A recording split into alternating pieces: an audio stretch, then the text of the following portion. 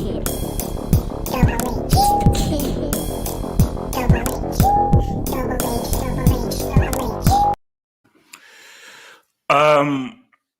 gonna have a discussion, and it's gonna be a very real, honest discussion.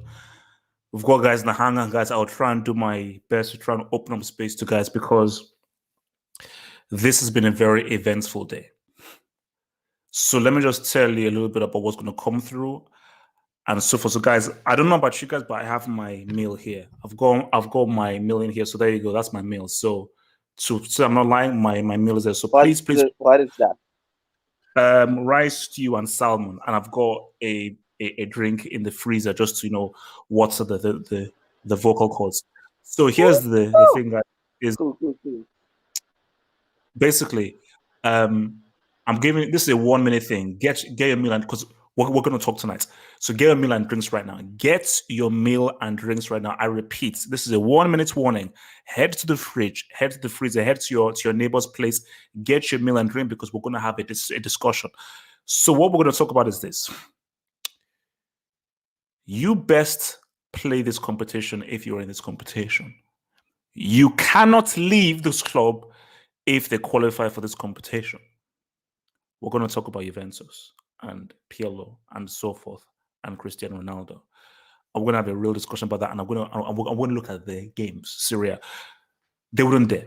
They wouldn't dare because the narrative would be so sweet.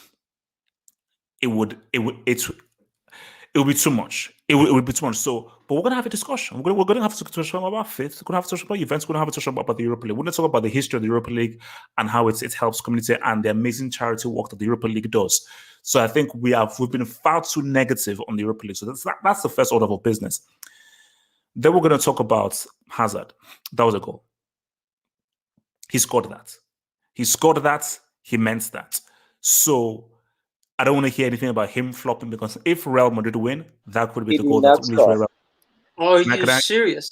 Can I introduce this? It was a own goal. So So if Real Madrid win this La Liga, that was the goal that won it for them. So I don't know, but if they win La Liga, that goal changed everything. He flicked the ball through the dude's legs. So we're going to talk about Hazard and whether ZARD is back and he's made up for everything. And then after that, we're going to talk about PSG. They drew 1-1 against Rennes, I believe, which means that Lille could win the league title. And we're going to talk about the ramifications of LSG getting pimped out by Man City, and if LSG allow a bunch of no-names called Lily, to beat. So guys, it's a beautiful day. I've got my meal here, have your meals and so forth. So without further ado, let's go down to the first order of business right now. And you know what? I want to confess to Red Devil with this run. I want to confess to Red Devil with this. So let me pump it up right now. So in case you guys are unaware, you see, because I'm a league table merchant and I'm a bit of a mathematical merchant. So let me just help to illustrate it because I think it's very good because it's the Hangout. We want to keep things professional because we've been slacking. I'll be real. We've been slacking. So I want to try and improve things so we can be a bit more professional and friendlier. See, we have to be a lot friendlier. That's the key thing. So, guys, this is the league table. This is real. Inter are champions, 85 points. Atalanta, 72 points. Milan, 72 points. Napoli, 70 points. Juventus have 69 points. If Lazio win, they are given a hand, 5, 6, 7. They go 2 points behind Juventus. Juventus currently right now, if the league ended right now, Juve will be playing If Napoli and Milan win all their games, If Juve lose any games or so forth, it definitely could be Juve's games, in case you can. So guys, I want to make sure that you guys are informed. Sassuolo away. Inter at home, but Inter already won. Then they end up with Atalanta Coppa Italia final. Then their last game is Bologna away. These are the 3 games. So I want to fire a few questions at you, my dear friend Red Devil. First of all, the first question is, will Juventus end up in the Europa League? That's question number 1. Question number 2 is, who is to blame for the crapness that Juve are in? Or do we need to give dubs to AC Milan and to Tomori? Thank you very much, Frank Homeboy, you freaking rookie. And third thing is, if Juve end up in Europa, which they won't, but if Juve end up in Europa, should Cristiano play in that competition, or should he leave? I feel he should play in that competition because I think it would be wrong and highly unprofessional if he leaves, if they end up in Europa. Red Devil, talk to me. I mean, first of all, whatever hex, juju, Aztec, Scandinavian sacrifice, or whatever it is that you did that you put on Cristiano Ronaldo, all I'm saying is, on behalf of of the CR7 fans who like him, can you just please remove it? Is all I'm saying. If you could just remove that, whatever you put, because the last 2 weeks have shown is that whatever reverse juju H has is potent stuff. We're talking really, really potent dark magic, northern Nigeria, in the bush kind of stuff that you go to get stuff. So, bro, I have not used any juju. Cristiano is one of my idols. I'm just pleading here. I don't know what you need, but please, if you could just do that for me, that'd be great. Going on to Juventus, I watched the game. Juventus. Okay. Let's be disrespectful. Let's be disrespectful. For the first, I think, 20 minutes, they actually were all right. They looked like they had something about them, but they never really threat AC Milan that much. But when they went and the goal down, I mean, they just didn't play well at all. They really, really didn't. And as far as them actually, I mean, Inter won the title already, so maybe they won't go for it. But Inter really hate Juventus. Oh, you just stole the point. I was just about to say that. So and Conte, I just seeing just the way Juventus played, it was almost similar in a way to the PSG, in the sense of like, you clearly have there's something you have to play for. In the case of PSG, it was a title. In the case of Juventus, like top 4, and it looked for patches of the game where it felt like they weren't really playing for it. They didn't feel like they wanted any pressure. There was no, that's the word, urgency from the team. Regarding who it is to blame, I mean, okay, hear me out here, and hear me out in the chat. A part of me thinks that this is actually 4D chess from Agnelli. I think Agnelli is playing 4D chess. I think he's saying, listen, guys, listen, UEFA, okay, if you're listening, we're still part of the Super League, and you can't ban me from the Champions League if I don't qualify for it. So there. So maybe 4D chess from Agnelli just being like, bro, you can't ban me from the CL if I don't qualify for the CL. It is what it is. I don't know, but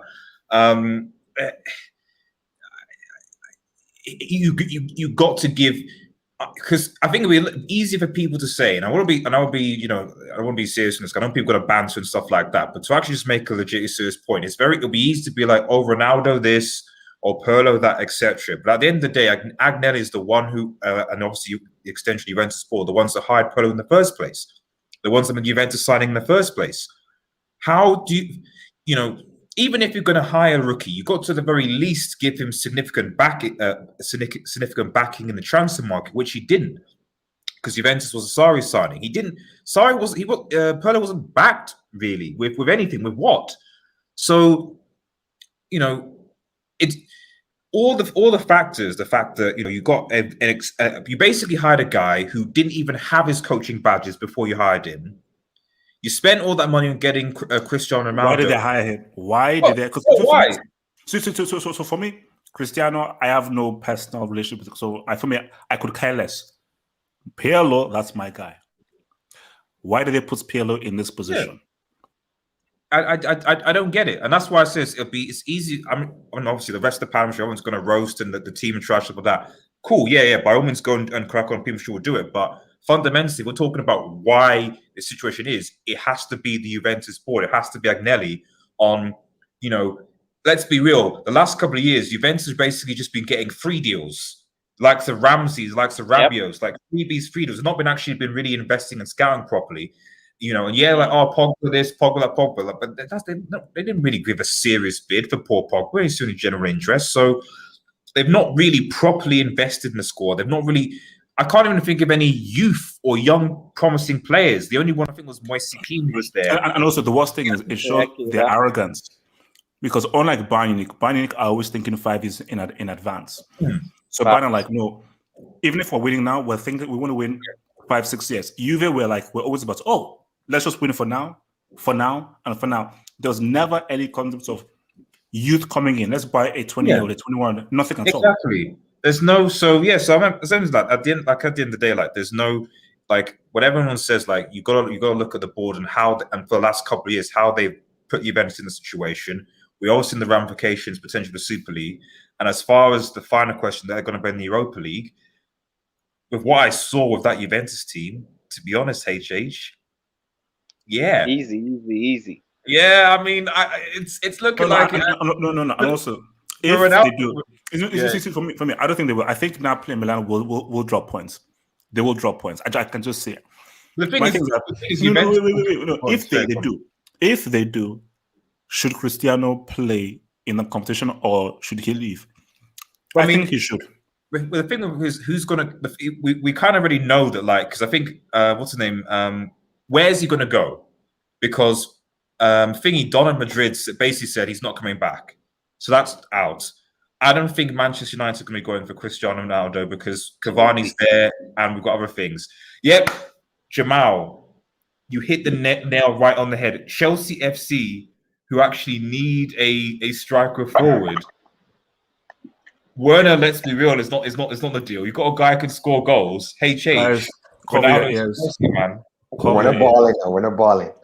Cover your ears. Ronaldo, that's, to be honest, I'm listening legit. Cover your ears, guys. Cover your ears. Warning. Okay, in 5, 4, I'm real. 3, Where else can he go? 2, 1. Excuse me? Where else can he go? He can't go to. No. Wait. That's not my issue. That's not my concern. Where does Chelsea come into this? You need a striker. You need a forward. You need someone who can pop those goals, score those goals. Ronaldo's your guy. Who says Cristiano's under this? The guy turns 60 next week. Chelsea are a future club. Chelsea are a club looking at the head of the future. Chelsea, you can't be buying geriatrics. Relax. A proven goal scorer. No, you said where can he go? Exactly. I don't know where else he could go because he's not going to go to Madrid. United won't go from with Cavani and what about to Miami? Could he go America? Yes. Could go America. I know he had some charges. Wait, why laughing? ML, I would actually advise from you. You got a great brand, Chelsea, great man, image and so forth. That's great marketing. To be Red honest, Devil, what is wrong with MLS? Are you telling me the CR7 was worse? No, wait. Come on. What's wrong with the MLS? Nothing. I'm just saying, if Timo Werner accents, the women have sexy accents. If Timo Werner can play for Chelsea Football Club, and get another season, then CR7, if you just need scoring goals, forget about the link-up playing. So you just need a goal scorer. He's your guy. That's what Chelsea are missing. No, but am I wrong? No, Red Devil. My question was this. Then I'm going to come to Jamal. My question was this: if they end up in Europa, should he still stay with Juventus or should he leave? I say he stays. Yeah, he should. Yes. Yeah, so he should. And play in Europa. He signed a contract. There's no choice. He signed a contract event for 3 or 4 years. He's got to stay. So yes, he needs to honor his contract and stay because realistically, there is no one aside from, as I said, Chelsea Football Club that can really be in. Relax. For a striker, really. No, that's it. Yeah. Just beat Liverpool. Worry about Liverpool on Thursday. Just beat Liverpool on Thursday, and don't worry about that stuff. Jamal, talk to me, man. Juventus, man. The issues here and so forth. Will we have our dream? Go for it. Yeah, before I say some of that, I'm breaking news, guys. They actually gave the goal to Hazard. So it's really Hazard goal now. No, it's not. No, it's not. No, it's not, bro. I'm checking it, guys. It said Hazard. It's a deflection. Come on. 140 for a deflection. Can I speak about Juventus, please? No. So no, Jamal, easy. So Jamal, basically, guys, we're gonna have a hard section. So Jamal just gave you breaking news. It's official. Don't worry, guys. Jamal, why would you do this? To get your meals, we're going to talk. Z say what's up? Z say what up? Jamal, talk me, man. Talk. Jamal, talk, man. Talk. Yeah, man. First, I have to say, guys, the European League is very prestigious. I don't know why you guys mock it. The music is one of the best theme songs ever. So the European League is a good competition, man. It's very prestigious. So I don't know why you guys are mocking this. It's bloody good. Yep.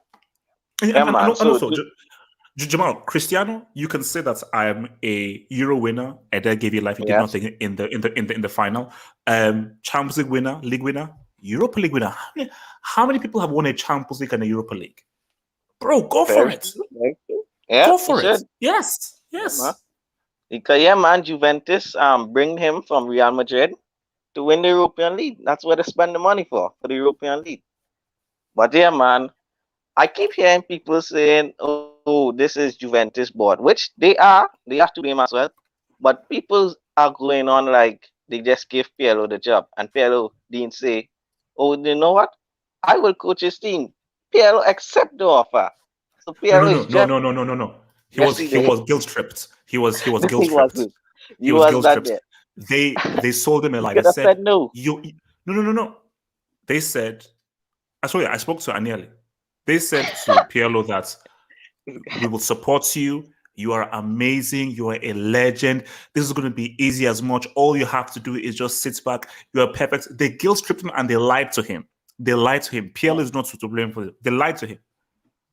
Because, guys, if we just think about this, let's think about this for a second. When Lampard got the job, he still had a year at Derby. Pirlo did not manage nothing. He didn't even manage the under-23s. Only about a week, 2 weeks.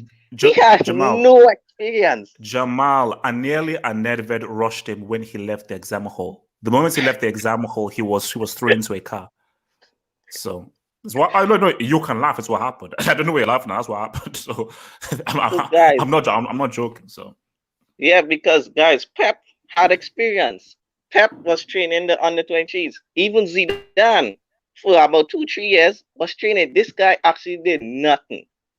So what Juventus expect to happen now? This guy actually, the only thing he trained was his children. That's all the thing he trained, his children. And this guy has thrown into a big job like Juventus. I mean, excuse me, Juventus is like top 10 clubs in the world. And they give a guy who trained his children and trained himself this job. I mean, this is embarrassing. But I agree with Red Devil Studio as well. The board, you have to look at the transfers, man. I mean, Arthur, yes, he was doing all right in Barca, but is Arthur really going to transform your midfield? That's the main guy? And Ravio, I mean, this guy is from the road, man. Yeah, he's from the road. From the road. And this guy, I look at Juventus squad, they're old, man. They need some new blood in there. I know Chiesa, I think that's how you pronounce his name, Chiesa. He's good. That's a good signing. But that's it, man. So this team need a rebuild. I think people say Real need a rebuild. Nah, Juventus need an overhaul, man. They need fresh blood. And please sack Pirlo. Pirlo is not ready for this job. Let him go and manage Juventus under 23s or the under 18s. If you want to keep him in the club, that's cool. Let him train the kids. But please go and get the experience manager.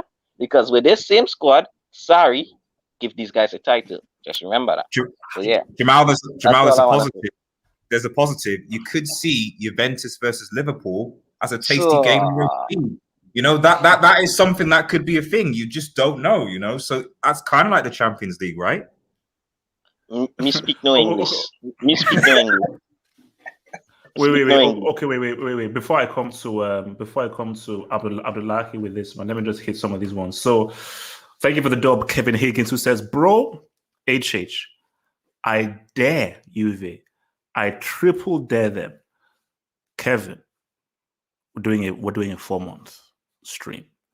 If Juventus end up, Kevin, it won't happen because it's too really good things never happen to me. That would be one of the greatest narratives of all. Because I'd never stop. I would never stop. And I would hold that. Okay, go for it. What? Yeah, that's what I say. Imagine 1-1 in the last minute. Ronaldo scores a goal to win the European League, and he's lifting the trophy, and he's just saying, "Ooh," and this guy he doesn't say Christian. No. That's what I need. I need him to do the classic celebration against against FC Unicorn FC in the final. That's what because that for the narrative would be beautiful. And my No, thing is HH, no, it will be HH. You better be Who? 2-1 up. Here come a score penalty. It's a copy shot Rooney pitch. I did that with the theme song playing. So Kevin, I'm saying is that I triple dare these guys because if these guys end up in Europa League from 9 in a row to Europa League, that'd be amazing. And my thing is that for Cristiano to be in the Europa League, oh my gosh, that'd be superb. Kevin again says Juve next Arsenal or next AC Inter Milan. Chill. Easy. Easy. Not that bad. Easy. No, come on. This is not that easy. YSK Jackson says you should respect because it gave ZARD life. No best player at the World Cup, balled in the World Cup semi. Messi, Cristiano, have they done anything in the World Cup? No, I don't think they have. YSK Jackson says again, they have a Arsenal reject and McCoy's crisp in midfield. The Juve team, they're guys that sell fruits. I'm sorry, some players in that Juve team that they sell fruits. How did you expect a bunch of guys who sell fruits to go all the way through? Members, I want to see that fruit seller emoji. Show that fruit seller emoji. Hakim says, this Hakim is an Inter fan. So Hakim Inter fan says, we will reincarnate them on Saturday. Time to end the mafia. Is what the Red Devil said. Inter will want to beat these guys. Because every Inter fan will make every Inter player know that no. Yes, we've won the title. You beat those guys. Because the perfect season for an Inter fan is title, Juventus end up in Europa. That is better because trust me, put it this way. The Juve-Inter rivalry is far more fierce than the Milan-Inter rivalry. That is the most fierce rivalry in there. Red Devil, how much time was Morata offside today? I'm just saying, Morata.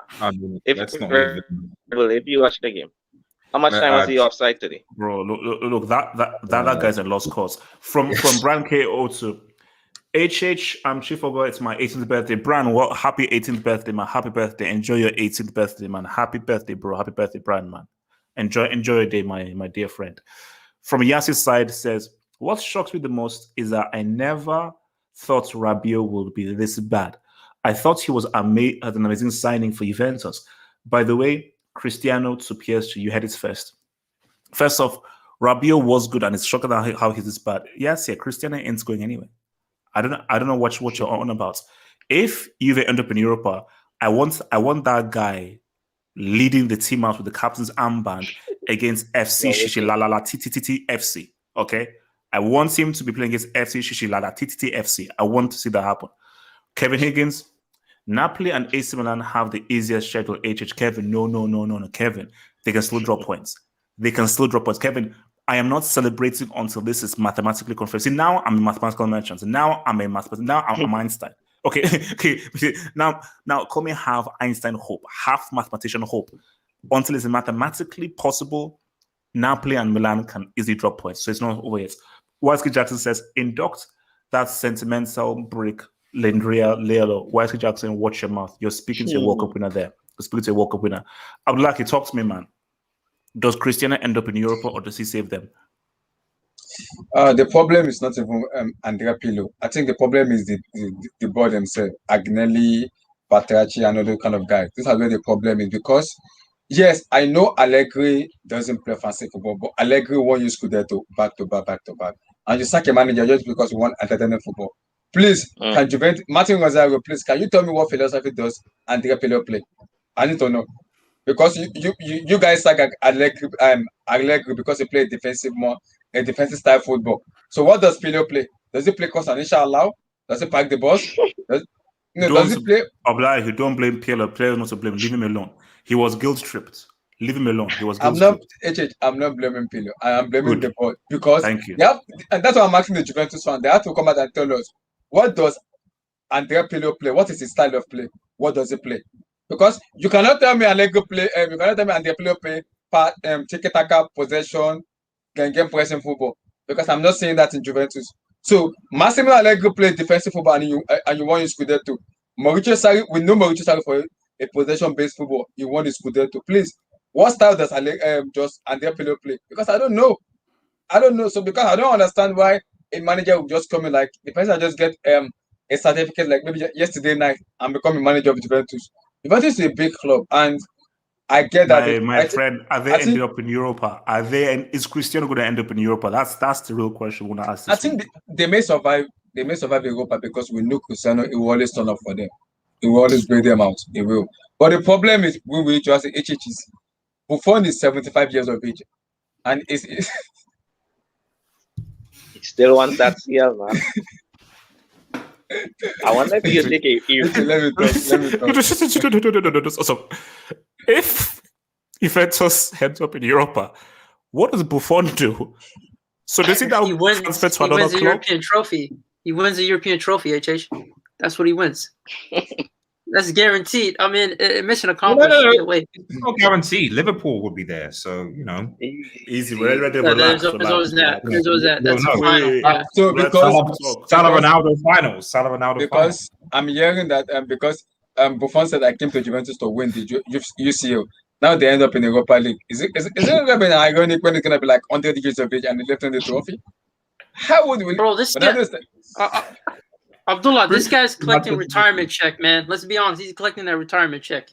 That's what that is. And it's the only one who scary. takes that trophy, the way it looks trash, man.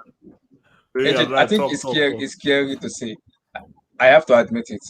2021, Cristiano Ronaldo is a finished player. I have to admit, he's a finished player. Weren't you defending him? I was. Yes, I'm defending Ronaldo, but 2021, Cristiano Ronaldo is a finished player, man. I can't believe I'm saying he's finished. He's finished, man. It's like he's almost 50. So I'm like talk. Ignore me. I'll just talk. Keep talking. I can't believe Ronaldo is finished, but I understand why Ronaldo fanboy will get pissed off and everything. But we know the problem. Agnelli, Patriati, and those kind of guys are where the problem is because they are the one running that club. Because I don't understand now if they're gonna are they gonna keep Andrea Pirlo for this season and the end of next season? I don't think it's gonna happen because it's not gonna take them anywhere. It's gonna take them anywhere. I don't know. I don't understand it. So that's what the problem is. I understand their frustration, but it's gonna look very scary. See Ronaldo, and they do that. See. He has to do that celebration. Okay, wait. Let me come to Abdul. Man. Abdul, talk to me, man. Talk to me. Can you hear me? We can hear you loud and clear, bro. Hear you loud and clear. Bro, like, remember last night we were talking about Neymar and you were flashing those Neymar sister pics. Yes, because it was part of the discussion. So I don't know what the issue was. No, I just thought about an analogy. Like if Ronaldo leaving them in the Europa League, it would be like Neymar's sister marrying some old rich guy, using all his money, him going broke and then leaving him. That would be disrespectful. That doesn't even make sense.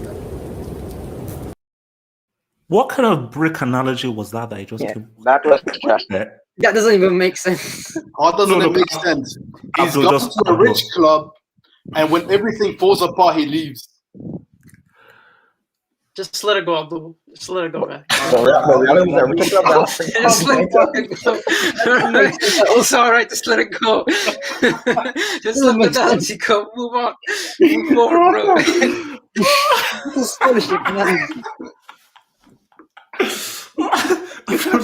Just keep talking, bro. No, but let's be honest, man. Even if Juventus they get top 4, they're not gonna be in the Champions League, man. I don't think they're gonna be in the Champions League regardless, because I think they're gonna get banned. I think they're gonna get banned with Barca and Real Madrid. So So do they end up in the Europa League? Yes or no? Or do you think Cristiano? Because Cristiano, he's the man of amazing things. Or do you think he will do something miraculous and ruin our fun? Do you think Cristiano will ruin all of our fun? I mean, the thing is, you've got to think, who are they competing against? Do you trust Napoli to win 2 of the next 3 games? No. Do you trust Milan to do that? Nope. That's the thing, because I can see you dropping points. But you say that though. Juve are really poor in form. They almost lost to Udinese if not for Cristiano. Sassuolo away ain't easy. Inter will want to beat them. That's true. Bologna away, who knows? So the thing about Juve is that no, those are winnable games, but they are bad in form as well. So hence why it's like anything can happen. Anything can happen. I don't know if you haven't seen it, but they are massive underdogs now. If you check the betting sites, it does 2.5 on Juve getting top 4, so they're massive underdogs now actually, and I can't see why, because I mean the fixtures, they're hard, but Napoli, they're serial bottlers, so are Milan, so never know. I think. Do you know how sick I am? I'm telling you how sick I am. Yeah. I'm so sick of that. I'm tempted to put money on Juventus coming top 4. Well, so you should both because ways. They most likely are, man. They most likely are. So no, because then I win both ways. Yeah. So yeah. if Juventus, if Cristiano ends up in Europa, okay, I lost money, but hey, man, it gotta be a beautiful stream. That's why if Cristiano messes up the fun, it's bad. Hey, I got some cash, so I am going to look at the odds. Bro, do it. That's why I do against in El Clasicos. I put money on Real Madrid. That's what I do, bro. Like, that's why I don't come out here crying, because I've made a bag every time we lose in El Clasico. Do you know what's scary part? For the Europa League, we're gonna be seeing Midtjylland FC, Carrier Bag, Azerbaijan FC. Some ridiculous things I've never even seen in my entire life. Abdul, you're one sick man.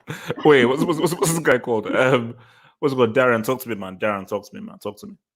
Yeah. Should we start with who thought it is, or if they can get Champions League, or if they can whoa. We started with talk. I want to know first of all who is mainly to blame. And will these guys end up in Europa, or will Milan and Napoli ruin the fun for all of us? Because I think Napoli, Milan, they will ruin our fun. They will ruin our fun because we want to have jokes. But Napoli and Milan, they're going to... Napoli combined with Milan, combined with Cristiano is going to ruin... He'll probably get 3 Gs against Inter. They'll ruin our fun. But tell me, how do you think it all goes down, man? Right, it's just to spoil your fun, right? We can't blame Ronaldo for this. We got to blame Agnelli and Nedved and all these jokers. No. I am blaming Cristiano, but if he ends up in Europa, I'll clown him. So, right, you just look at this, right? First, you sign Pirlo, a rookie, and I hope this brings you depth for these legends as coach. Right? We got Frank flop, Pirlo flop, and Arteta flop. So hopefully, this is the end of this nonsense. Yeah, it's like I never understood the logic, because that's that you can't just hope for vibes to help you succeed. Vibes FC doesn't work. Vibes FC is a joke that we crack on Twitter. You know what Vibes FC doesn't actually work. The club. Yeah, they say they get the club. They are club legend. They get the club to passion. That's what. That's a lot more does that mean? I don't know what that's supposed to mean, right? But then look at what these men bringing in, right? This transfer window. The only good man to me this sign was Chiesa. I let McKinney, but he ain't good enough. Arthur. Not enough to transfer the midfield of Juventus, which was to me on the decline. And these guys bring in Alvaro Morata. If it was between Morata or my grandmother to be a striker, to granny, you're going on the pitch. Oh, this yes, for man sure. is trash. So, Morata has been playing football for, I think, over 10 years. He still doesn't know what the offside rule is. This man worse than anxiety. You can laugh, it's true. He doesn't know what the offside rule is. And even I said it was going good downhill when Juve got Ronaldo. Because I always say to me, after he lost against Real, I think they just need to improve the midfield and maybe find a nice striker. That's all they really needed. But they wanted to sell jerseys. I mean, the new hype fancy club. So they ran and got Penaldo. And they had no future planning. No future planning. Pirlo was Juventus deserve what is happening to them because you hiring Pirlo and not supporting him was arrogance. Because you're like, hey, 9 in a row, yeah, Pirlo, come through. Yeah, and now you're really getting screwed over. But I couldn't see it. Any man could see Inter was coming. Anybody could see you. AC Milan was trying to do a little something. How could you be so blind to not? No. Sorry, they could have kept it. Sorry, hindsight is 2020. No, let's keep it real. Let's use our brains. A team that has won 9 in a row, why would you bet against them? Yeah. Come on, like that's true. Just logic states that's 9 in a row. Because they just say, oh, this is going to be time. 9 in a row is 9 in a row. Like logic states, law of averages. If you gave those odds to like a mathematician or something that said, no, it makes no logical sense for you to now bet against guys who won 9 in a row. Right, that's the blind man. That's a man that already follow football and say, man, this guy win 9, they're going to win 10. But if you actually watch the Serie, you actually saw the progression of these other teams coming up. Someone is in the boardroom and say, hey, these guys are getting pretty close to us. We want to keep our distance. Hey, let's keep Sarri or find a better coach and bring some proper players in transfer market. I understand COVID hit, so maybe they couldn't bring the players that they wanted. But still, keep Sarri, a solid coach, and move forward. Why would you sign to bring in Andre Pirlo? But I think though that I think Napoli got closer to Juventus than Inter did last season. You know, so Napoli Napoli under Sarri really pushed them and everything, and they were like, hey. So when Napoli just couldn't do it, you're like, man, it's inevitable. But I think the issue was, I believe this Pleasant's great, but I do truly believe a more experienced manager, they'd probably win. I think they'd win it. A more experienced hand, or maybe I'll be biased because I'm it would be much biased. But it would be more of a title race. It would be more of a title race. Correct. I do agree with that. I still think this was Inter's year from the beginning. Shout out to Hakim, but I still thought they had the experience. Of course, like Sarri, the rest would probably have gone down to the game on the weekend, and hopefully Inter would have gotten the win and the championship. The championship was done months ago. I was pessimistic and I didn't want to admit it. But we all know Inter had championship in the bag. So it has to be the board. You got Ronaldo, which to me was a silly move. You should have improved your midfield, got a better striker, and then you heard Pirlo. What's next? You got her Buffon to be the coach. So I just think it's a dumb decision, right? But HH, let me keep it real, HH. We ain't getting no whoa, HH. I would love whoa. I'll be unbearable. I finally get my Scudetto and you be in the Europa League. I'll be unbearable, but it ain't gonna happen, HH. I'm sorry. You know what? I'll tell you what. So you think it's the case that so you see Napoli Milan will drop points? Because you got Milan got to play Torino and they got to play Atalanta on the last day. And both of them for the top 4, which is very tricky. And they level on points. Milan may have the head over Juventus, but still, that Torino game, even though they're down, and also Juve play Bologna away last game of the season. Exactly. So. Napoli now got Udinese, another funny team. Fiorentina is down, but could get through. And Verona, honestly, to me, I got more faith in Napoli than AC right now, honestly. And honestly, we can't trust Lazio because Lazio lost to Fiorentina this weekend. And Fiorentina, this is one of the poorest Fiorentina sides I've seen in decades. So I don't trust Lazio. And they still got to play a Rome derby. That can get anywhere. And then they got to play Sassuolo on the last day, which is a very funny match. So I don't really trust it. I still feel Juve are going to beat Sassuolo. I would love it for them to lose. And they might lose the Inter match because if you Conte will come all out because he wants to get to Agnelli. So I feel that one thing, you bring back Lukaku, you bring Martinez, you bring all the big guns back and try to get the win. But I still feel somehow they're going to win the 2 games, get the 6 points, and they're going to be in Europe in Champions League next year. But I would love to be fair. Okay, so before I come to Infinity, let me just hit some of these dubs, man. All right, so bear with me. From Mamadou Tiam, man. Thank you for the dub. It says, we all missed AC Milan in the Champions League. Yes, we all do. But I see Milan dropping points. Because remember, Milan have actually been pretty bad in form really recently. So this was a surprise that the lubricated defense, who I just think have been garbage. A Champions League isn't a Champions League without Milan. Like, I've always known Milan being in the Champions League. And Milan, San Siro, that is a CL staple. But it's going to be a very exciting last few weeks in the Serie, man. From Uncle Wham, who says, Red Devil, Liverpool will make top 4. Butler Rogers will do it again. Right. Red Devil, agree or disagree? I mean, we'll see. We'll see. We will see. No. Take care of business on Thursday. Take care of business on Thursday. From your boy, Shane Schubert, man. Thank you for the dub, man. Shane Schubert says, meanwhile, in Germany, you have to take 67 courses. Okay, so meanwhile, in Germany, you have to take 67 courses to complete the DFB's official coaching license program. Or, hey, you can just have Pirlo or Lampard. God damn. You see, Lampard to Juve, man. Lampard to Juve. No, easy. See, that's the thing. There's that to become a manager at Germany, you need to go through, I said, 67 courses. I don't want to be rude. Now, Pirlo, Pirlo, you're my guy, and so forth. Please don't see this personally. 67 courses in Germany. Pirlo may have paid someone to get the coaching badges. So, right, and guys, this is not an support. I'm just saying, like, I think Pirlo, money under the table, boom. So Pirlo, he paid someone just so that he could just get things going. He never actually imagined he'd be guilt tripped. So Pirlo said to Anil that, mate, I didn't actually take the exam. I paid someone for the exam. But they said, oh, no, it's fine, it's okay. But Pirlo said, no, I don't know anything about bets. I paid someone. It was a high but I just because I wanted to, because I think Pirlo said, like, when people come into my home, look at the World Cup, look at the Serie. Hey, look at the coaching badge over there and so forth. I'm not actually. I didn't write a single thing on the notes of a paper. That's the trick.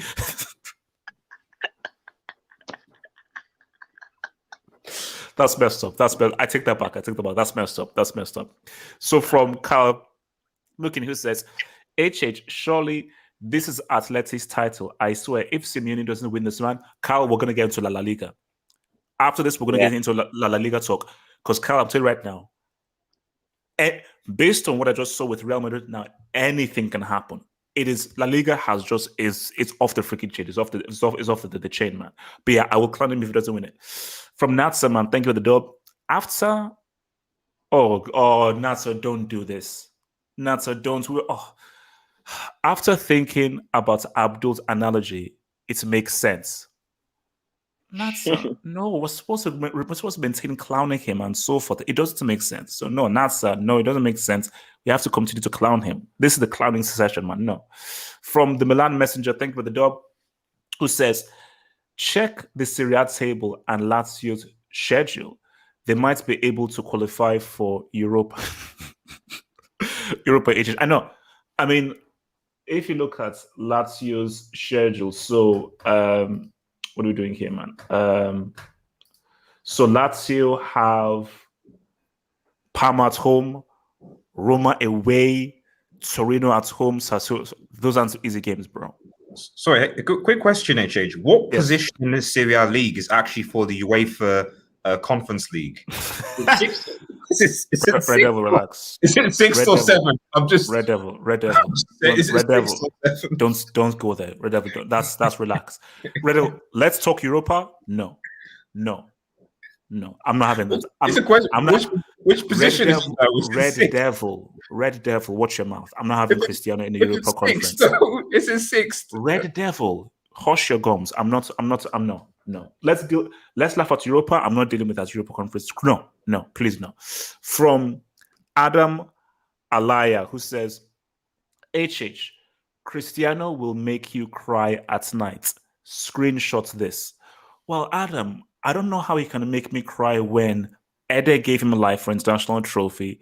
Zidane gave him life for his CLs. Fergie gave him a CL for Man United. He's never scored in a World Cup or knockouts game. He's never sniffed a freaking World Cup final. So how can he make me cry?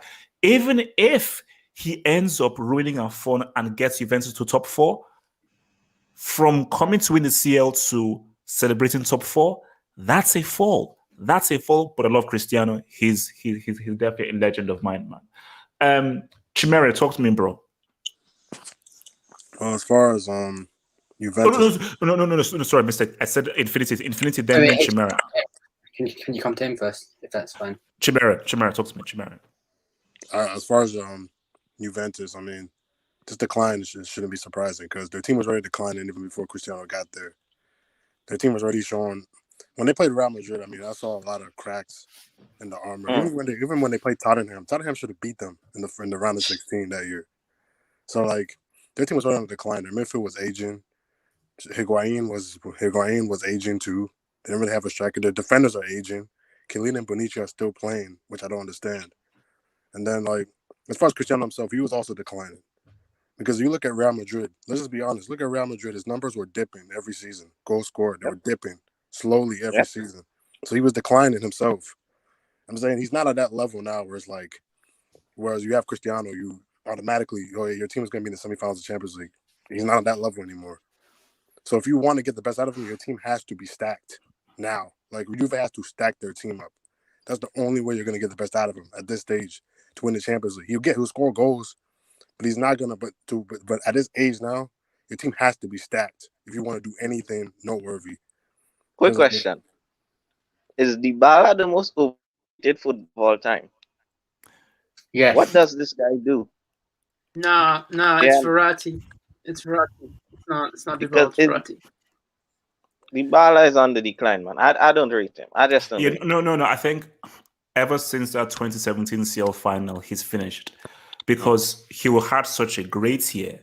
But he was because he played Casper the Ghost so well. He played that role of Casper the Ghost so well in our final that he's never recovered. So he's been on the downhill since.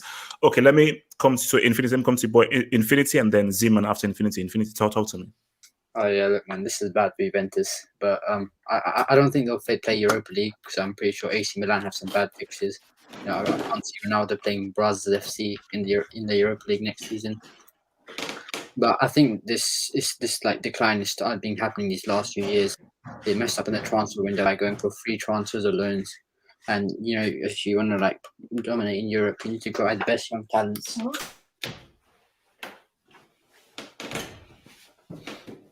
Mute your mic. Yeah, mute your mic, man. Whoever you got behind there. Mute your mic. Like church white girl. Bro, who's talking? Keep going. Yeah. No. Wait. Infinity or what's it? Zeman? Infinity or Zeman? Zeman, talk to me. Zeman, go for it. Zeman. All right. Listen, Juve, everything has already been said. I don't necessarily think they're going to drop as much points as their as their competitors in next runs of games. I don't trust AC Milan. AC Milan have been in this situation before, and they seem to always miss out on the last moment or when it gets dire. So I don't necessarily trust them. I do think Juve have a good chance of qualifying for the Champions League, but if they do qualify for Europa League, it's going to be hard for them in terms of recruiting players. I think that Inter Milan is more of an attractive prospect compared to what Juve are going through per se. So for me, you know, it's the worst time to be in a rebuild, especially with the emergence of AC Milan that are getting more solid. They're becoming more of a solid team, and then you also have the emergence of Inter Milan, who just won the league title. So their confidence in their ability, in their know-how, and to navigate through that, it's going to be it's something that's gonna help them in the next couple of years. So Juve have to rebuild. Now, in terms of rebuilding, I do believe that they have to sell Ronaldo. That's the right thing to do. I mean, Ronaldo's taken off so much from your wages, and he's on the decline. Why not just try to get as much penny as you can, or let him go so you can relieve your wages and rebuild this team? There's a lot of players that shouldn't be in the squad. You have to stop thinking about relationships. I'm looking at Buffon, and I'm looking at Chiellini, I'm looking at Bonucci, and I'm thinking to myself, why are they still a part of a squad that has aspirations to want to win the Champions League? That's how much this Juve team has fallen apart. It's about changing their recruitment policies. They can no longer think about signing, these elderly men that can lift them. They're no longer 1 piece to 2 piece away don't from. Be ageist. Respect to elders. No. Be ageist. Respect to elders. No. Listen, man. You have to make hard decisions, and the recruitment policies have been poor. If it's been like they need to overhaul. There's a lot of players that they should be thinking about getting rid of. This is not only Ronaldo that has to leave this summer. It's a bunch of players. I'm talking about maybe half of the squad, maybe like majority of the squad. But the problem with those. My thing is that if they end up in Europa League, how is it cannot be possible? No, that's the thing. That's the thing. The problem is when you're in Europa League, there's two problems that come into mind. It's about trying to sell your prospects. You can't sell these LB players because everyone knows in the market what you're trying to do. They're not going to necessarily fall for that. Some teams are not going to necessarily give you the same leverage and think that Chiellini is a great offer when they know that you're in the Europa League and you're in the process of a rebuild. So they're not not going to negotiate with you. But yeah, but this is the key thing. Will Juve be in the Europa League? Yes or no? Listen, man. I don't think they're going to be in the Europa League. I don't necessarily think they're going to be. It would be Boo. Juve at Europa League. When was the last time Juve were at Europa League? Does anybody know? Boo. When was the last time Europa League? I don't care. Nah. There's a first for anything. There's a first for everything. My friend, Canadian propaganda. You're speaking after Z, man. Wait, weren't they in Europa League in 2014? Because I think they finished. They were in a group stage with us, and they finished third in that group. Somebody can double check. I don't remember if they finished third or if they finished fourth, but I remember we beat them in that group stage. Yeah, and they didn't make it to the next. Wait, 2014? 2014, I don't think they were in a group with Real Madrid, and I don't think they made it to the next round. I don't remember if they finished in Europa League or what. That's when they was No, that was 2015, HH. 2014, like 2013-14 season. I'm talking about. 13-14. Yeah, I think they might have been in Europa in 2014. So Canadian propaganda. Bro, I mean, as far as Juve goes, dude, like Chameri, I know him from the Abdullahi Hangouts, dude. Like, I mean, he's hit pretty much all the notes. The decline started in 17-18. I think 17-18 was the last like good Juve team, you could say. I mean, like, yeah, they got outplayed by Spurs in large stretches of that round of 16. Ronaldo, he definitely this is okay as far as Ronaldo goes. Look, dude, I'll hit it here because let's be honest, dude, like 80%, like 20% of the reason you're celebrating is for football. Is this Vas? Dude, of course it is. Who else would you expect? I was about to say, I know that voice, man. I know that voice. What the hell? Okay, continue. Dude, so let's be honest, bro. Like, okay, 20% why you're celebrating right now is for Serie, and okay, we get a new winner, dude. But 80% is just because you hate Ronaldo, dude. Let's be honest here. Okay, there's no hate involved. There's no hate involved. I love it. I love bro. It. I mean, dude, you're laughing now, dude. But if he wins the Euros, dude, all this laughter will turn into foolishness and shame. No, I'm not laughing. No, I'm distressed. Cristiano. We're behind you, man. We're behind you. Make it happen. Dude, we're gonna be laughing really hard, dude. You're gonna be laughing really hard when he lifts that Euros, dude. I'm telling you. Oh, that's John Felix and Diaz gives it. Continue. I mean, dude, like you know, who Sky Sports and Marca is gonna give the credit to, dude. So it doesn't matter, dude. And most importantly, France football. You know who they're gonna give the credit to. Yeah. Eder gave him life. Continue. So dude, don't get too ahead of yourself. Yeah, don't get too ahead of yourself. I know. Yeah, Eder. So will Juve? Will they make it? So will they be in war? I mean, dude, I trust Milan, dude. I don't trust Napoli. That's the problem. I don't trust Napoli, dude. So Juve, dude, of course they can still make it. I mean, this has been up and down. Just last week, dude, Juve looked like they were going to be in the top 4, and Milan looked like they were going to be the ones to drop out because Milan was bottling so many games. But so things can change again. The dynamics can change again in a week, so you never know, dude. You never know. But if they do get a Europa League, dude, look, dude. I mean, Juve's been here before. They've won the Europa League before. I mean, and they were headed in this trajectory, dude. Because let's be honest, bro. They got knocked out by some really bad teams. The past couple of seasons. So, I mean, it's been coming, and it's just maybe this is hopefully in a way a good thing for Juve fans because. Maybe finally it'll wake Allegri up. The fact that he has to spend some money and revamp this team, dude, because like this team needs serious work. So yeah. All right. Let me just see these dubs, and then we're now going to go to where things get really real. So from Larem writes, thank you for the dub, Larem. Can't wait to see Cristiano scoring. Oh God. Can't wait to see Cristiano scoring a penalty against FC Chernobyl. Lord in heaven. Hakeem, how good is Poch really? Lille winning Deliveroo. We're going to talk about him. Guys, I told you, this could be a hangout for the ages, because this hangout is about exposure. Trust me, PSG is a topic in and of itself. So trust me, we're not Hakeem. As I told you, have your meal and drinks. This hangout is called exposure season. It's called exposure season, man. Totally awesome, man. Thank you for the dub.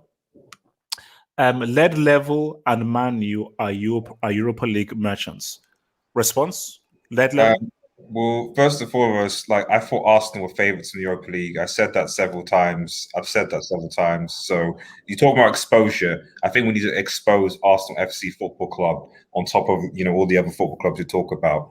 But yeah, I'll take a Europa League. It's a trophy. Look, Red Devil. If you dare lose to Good Evening, man, I will clown you. And Ole for I'll do a 5-hour clowning session. I'll take that. From Andrew Lorryman says, will you actually keep your word and do a 3-month stream? Yes. If Cristiano ends up in the Europa League, we will do a 3-month continuous stream. Yes, that will happen. From Darwin's Clovelman, thank you for the meal. Thank you for the $10 meal. Thank you for that $10 meal, man. So Clovel's meal says, hey guys, happy Mother's Day. Happy Mother's Day. Especially to Half Hope's mother. Thank you to HH's mom for giving life to the best football analyst in the world. And thank you, HH, for the content crack. Keep up the good work. Thank you. See, people, I'm only human. I am happy when people insult me, abuse me, because I can abuse you back. But once in a while, I do like seeing people say nice things. So you call me LL, Baldy, Lose, and so forth. But you know what? I'm only human, and nice comments actually make me feel nice. So, Clovel, thank you very much for the 1 in 1,000 positive comments towards me. Thank you, man. Thank you.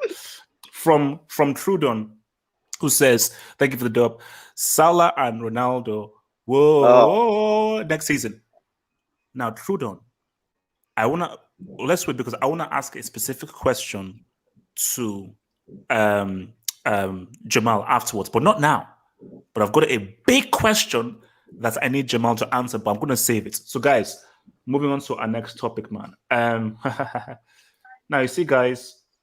Wait, I'm going to leave now. All right. Okay. All right. Peace. See, guys, hate is bad. Is the Ruben Diaz versus Van Dijk later? Bro, based on what has happened, I'm not sure what the world we live in still. But we still will. But things, I told you. In football, you have to react to what's happening now. So we had a special things happen based on today's events. Everything just got thrown up in the air. But guys, damn, I'm prepared for that, man. Hate is bad. Hate is bad. Hate is wrong. And I think in life we need to stop hating, because if you hate too much, it will just come back to bite you in the head. I knew you was going to. So they try to get him out of here. So there's nothing wrong with sharing a joke with your friend. Kotsuma is a very funny individual. Yes, and they tried to sell him because Kotsuma cracked what I'm sure was an amazing joke. And oh my gosh, Hazard laughed at what was probably a really good joke. Oh my gosh. Oh, crazy. But Hazard was like, fine. You want ZARD? I'm gonna give you ZARD. Easy. Did you see what Hazard did? A deflection? Can I land? I'll give you a chance. Let me land. I'll give you a chance. Has Messi ever scored a goal like that? Yes. Has Messi ever scored a goal where through a shot he has flicked it back to goal through someone's legs and it is ended in? Has Messi ever scored a goal like that? He hasn't. Neymar has never scored a goal like that. Has Eden Hazard won the Champions League? Can I finish? Can I finish with my points, please? You just really claim in the score like this. So my thing is that's my big goal of the season. Oh my god! What's wrong with you, man? You got problems, bro. You have to let me land. You have to let me land. You have to let me land. So my thing is that based on the psychology and mentality of that goal and what was required, for me, that's goal of the season.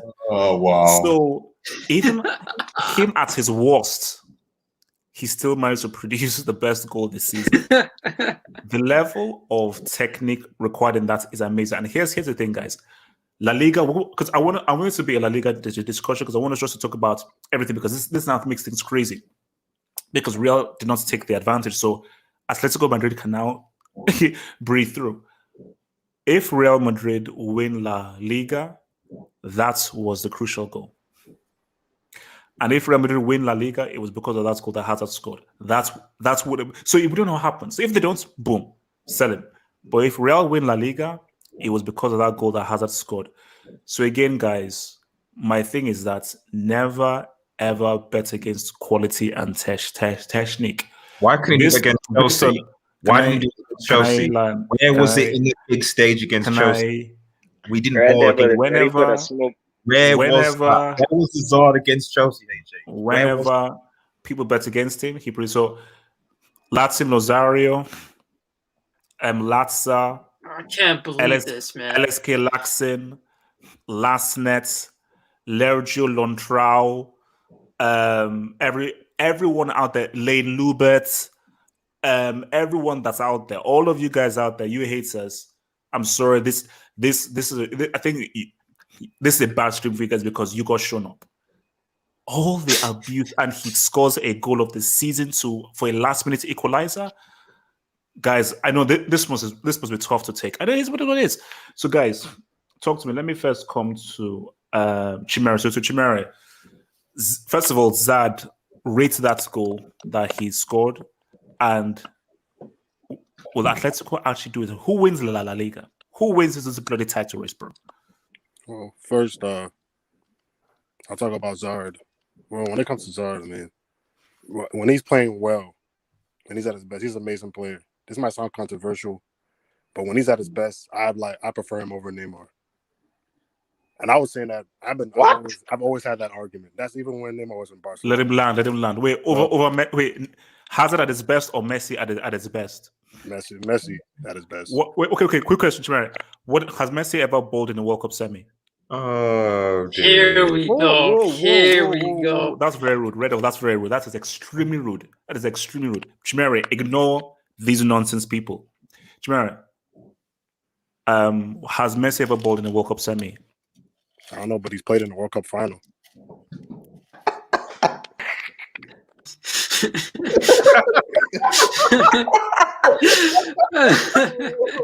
He's digesting that right now, bro. He has no response. Look at him. Yeah, drink it. Yeah, keep drinking, bro. Love it. And I love ZARD, dude. Like, he's one of my favorite players. But let's just be honest, dude. The guy is declining. Like, let's be honest. In 2021, Mason Greenwood is more relevant than ZARD right now. Let's just be honest. Let's be honest here. Like, he's just not the same player. He's been getting injured for the past 2 years. It's not a coincidence. He doesn't take care of his body. He needs to go. Honestly, he needs to go back home to Chelsea. That's where he needs to go. Honestly, at this point. But as far as the Liga title race, man, anything can happen. Honestly, because any of these teams can drop points to anybody. The way it's looking, like I still don't know how Barcelona lost to Granada. So that one, like they really, honestly, I feel like Barcelona beat. I knew they're gonna lose, but people never believe me. Continue. Honestly, Barcelona, honestly, like if they beat Granada, they probably been because who are they playing? They're playing Levante, some other teams. So they probably walking away with this league. They just beat Granada. Atletico, they're playing Sociedad next. I don't know. That's not going to be easy. So I don't trust Atletico to beat Sociedad. Real Madrid, I mean, even Real Madrid, they can lose to anybody too because they don't score goals. So I mean, I don't know, but if I guess I'll say Atletico because they have the advantage right now. But I don't trust those dudes, man. They don't like.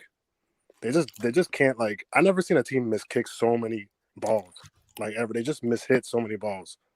Like they're like I don't understand. Like they can't hit a ball into the net to save their life. Like they can't even get a connection on it. Like I was watching the game against Barcelona. And there's so many crosses that players just couldn't get a kick in on the ball. I'm just like, and I seen that in so many matches for Atletico. Barcelona have no defense. Real Madrid can't score goals. So it's like, honestly, any of these teams, all of these teams are all flawed in different ways. So I guess Atletico by default. But honestly, they should have wrapped this league up by now. We shouldn't even be talking about this, honestly. Because what was it, 16, 13 points, something like that? Yeah. I mean, like, I don't know how they blew this. I don't know how they blew this lead. Like, because if you lose to this Real Madrid and this Barcelona, if you can't win this league, you're never gonna win the league. Like, can I go next, HH?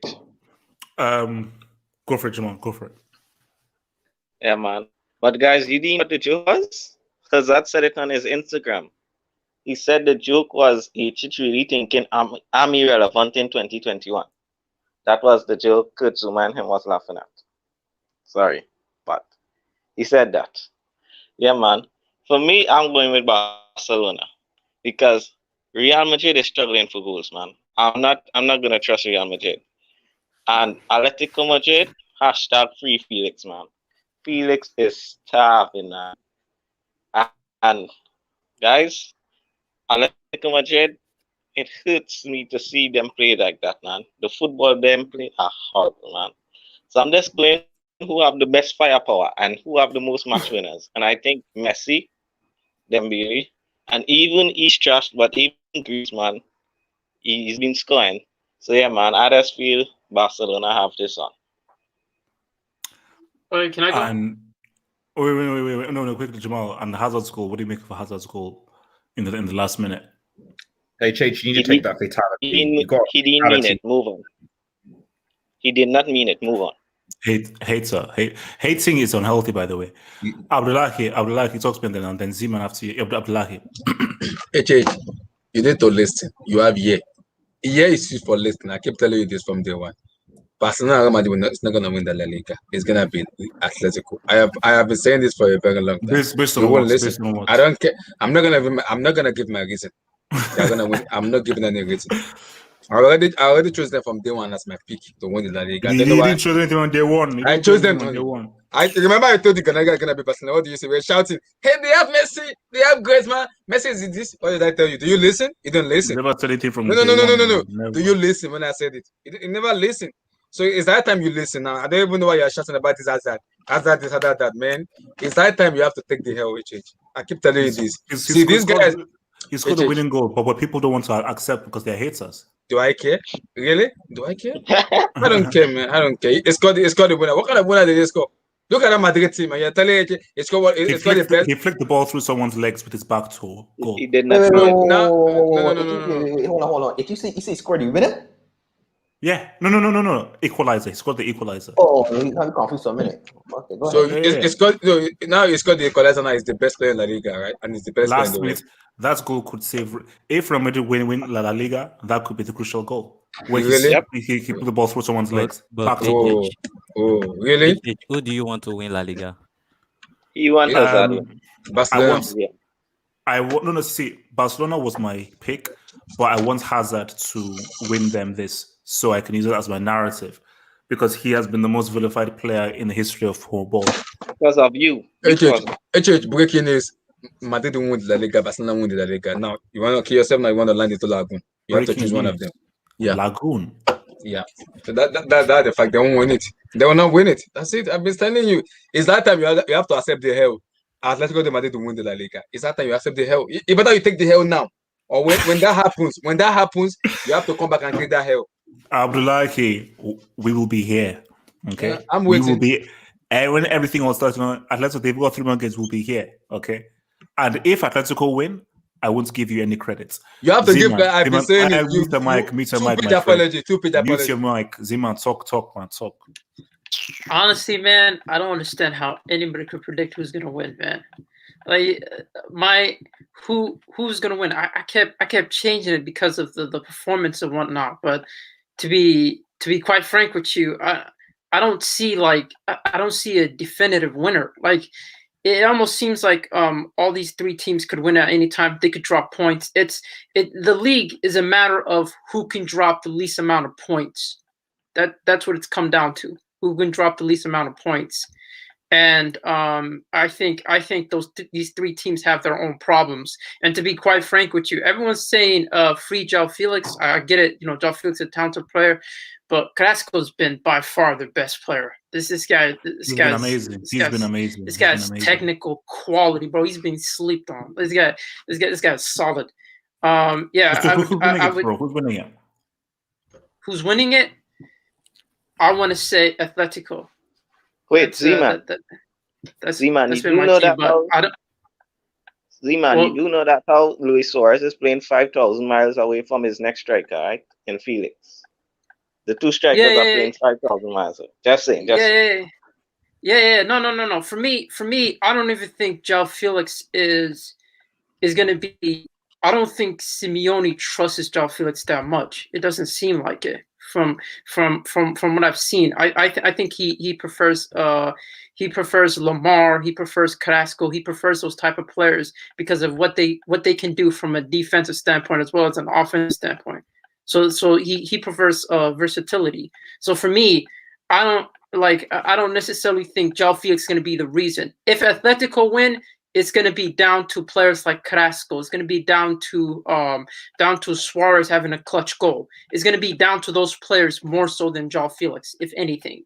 So for me, I do think Atletico Madrid are going to win it. As much as who's going to win it, I don't know. In terms of Hazard, we need to stop with this. We need to stop with this Hazard thing, man. It's a deflection. Cruz shot deflection. That's what happened. And he flicked the ball through someone's legs. Oh my god! The amount of credit you're giving this guy, man. No, it's not credit. It says I'm looking at Google. It says E Hazard 90 plus 4. It says E Hazard 90 plus 4. No. How much goals does he have this season? Can you search up how much goals he has this season? Before you start giving him credit. Goal of the season negates everything. Three goals. Three goals. No. Season negates everything. And if Real Madrid win La Liga, Hazard played a major role. Now what? So they spent 150 for a guy to score a deflection. Is that what you're telling me? That was what he was bought for Real Madrid. Why did he keep using Why do you keep using the word deflection? He flicked it to your leg. It was a flick. Look, thank you. Hater. Red Devil, talk to me. Red Devil, talk to me. Talk about the Hazard goal and the Hazard last-minute equalizer and who wins La Liga, man. I mean, I think the summary of this whole thing is that, Daniel James with one leg is better than Eden Hazard in 2021. It's really as simple as that, really. That's wrong. Daniel James with one leg. That's wrong and rude. Then, that it is just what it is. But I personally, for me, maybe you've got over it, but I haven't really forgiven Hazard for not balling against Chelsea in either leg. He played both legs enough time, and he didn't do anything. So, you realize that he played for Chelsea, and he's good friends with Zuma. Yeah, so agent Chelsea, there you go. So basically connect the dots. All I'm saying, connect to the dots. Lack of integrity. So I can't respect. I can't respect the player. No, it's not real. I can't respect the he's paid by Real Madrid. No. You say integrity. I say reality. I mean, okay, that is one way of looking at it. But regarding Real Madrid, the guy's a flop. The guy's a bum. So, but no. Hold on. So, Red Devil. So, if Real win La Liga, he'll still be a flop after that goal that he scored. Well, what about who scored the first goal? Asensio. Yeah. So, what Asensio also deserves credit, doesn't he? But if Hazard didn't score the equalizer, they lose 2-1, and they're screwed. That 1 point could be defensive. It could be, but right now they're 2 points behind Atletico Madrid. They've been bottling. if Real Madrid wanted to cede an advantage over Atletico Madrid, like beating Sevilla and certainly not dropping points was going to. I didn't think that. I mean, I've been on this panel saying Atletico Madrid are going to boss the league, Atletico Madrid bottle the league. That was under the assumption that Barcelona and Real Madrid weren't going to be bigger bottlers given their previous history. So the fact that both of those clubs seem to just have no real consistency have shown that. I don't know. Maybe this is the same thing with Juventus. Maybe this whole Super League thing has caused problems. But there's some destabilizing forces in the background that we're not seeing from Real Madrid and Barcelona and Juventus that you're kind of thinking, well, hang on a minute, what's actually the future of, these clubs in European competition next season? Maybe that is, on a serious note, maybe that is a thing. I don't think you can underestimate the psychology potential, because we don't know everything from behind the scenes. That, I don't know, maybe there's a conversation, let's say for Ronaldo or for Saracen saying that, bro, guys, we don't even know whether we're going to be playing UEFA Champions League next season. So that must obviously, title or no title, that might have an effect on the way that players play and the way players think. So in which case, you might give it to Atletico Madrid potentially because they're not in that situation and maybe they can get over the line. I don't know.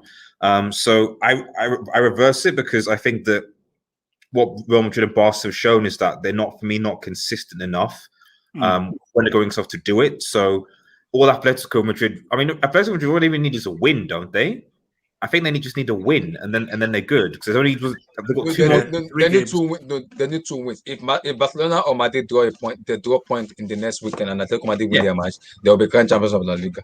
Yes, that's the point. So basically, Barca and Real Madrid, if they drop a single point from now, it's over. It's done. Effectively, so the pressure's on them. So, and I just but my thing is that this test race has just shown that anything can happen, because this weekend I really believe that we would get a winner. I really believe that Barcelona, of course, they're going to win. The game was like a 0-0. United lubricated Granada. Like, I know it's your belief, but over both legs, we effectively lubricated them. You're telling me that Barcelona couldn't even get a draw? I told Echid and the guys that they will lose to Granada. If you look at the way they were coming at me, like what I was saying, saying?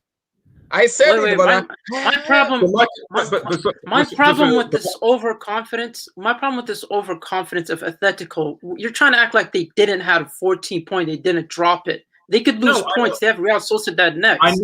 I know that. That's why I'm saying this. That's why I'm saying it's surprising for me the way that Madrid and Barcelona have, despite the fact that the opportunity was there in the last few weeks, that they've not been able to capitalize. And that's why. That's it. Like, this isn't the case of Atletico winning it.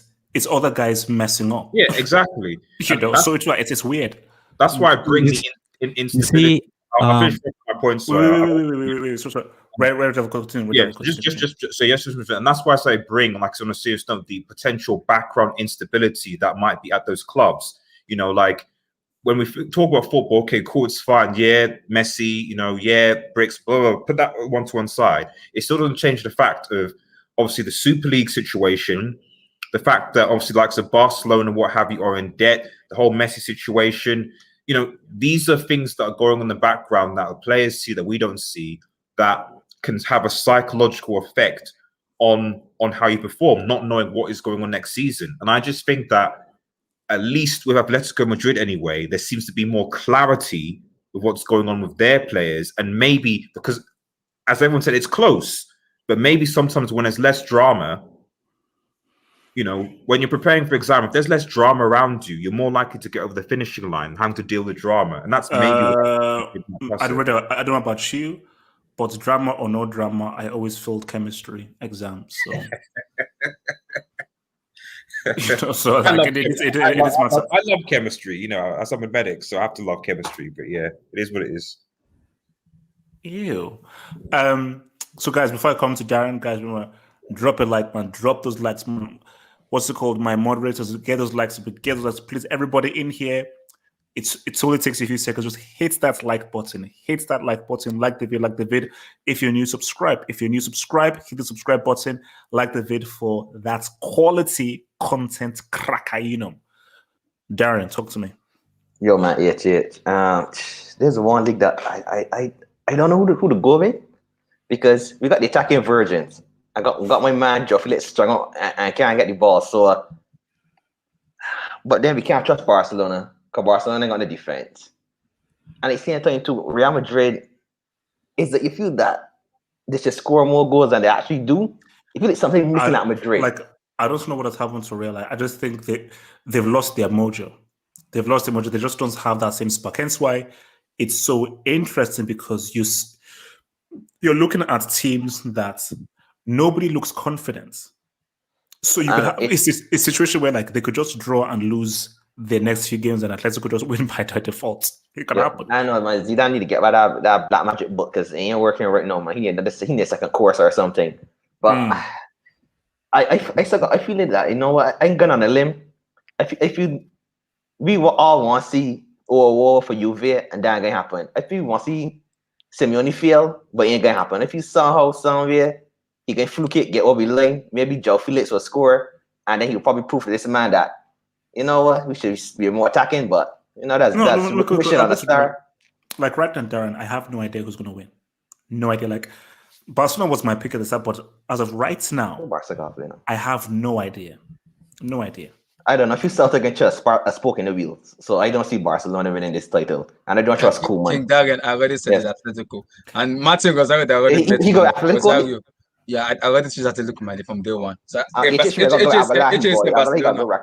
Rosario, you better bet your money on Atletico. I know you're gonna win that money. Just put that money. Just put your hat on it. You win that money. LeBron was off HH, right? HH. I like Hazard too, right? But we got to keep it a stat, man. This man flop at Real Madrid. Let's keep it real. Like the fact that we claiming a deflection for a goal as a goalie season HH. Why do you keep saying it's a deflection? Because it's a deflection HH.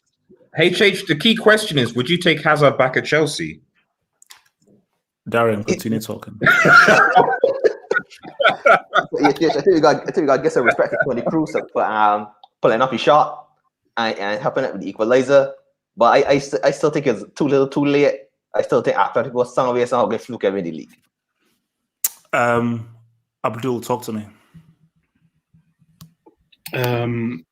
HH. Do you know what? Another analogy? No. Okay. Let's be serious here. Like, I watched the semi-final against Chelsea, and Hazard, he didn't initially, to be fair, catch my eye that game.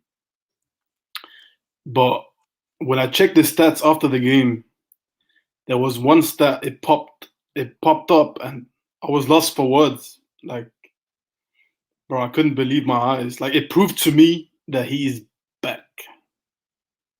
And he's the GOAT. He ran 10.4 kilometers, bro. Do you know how many calories that is?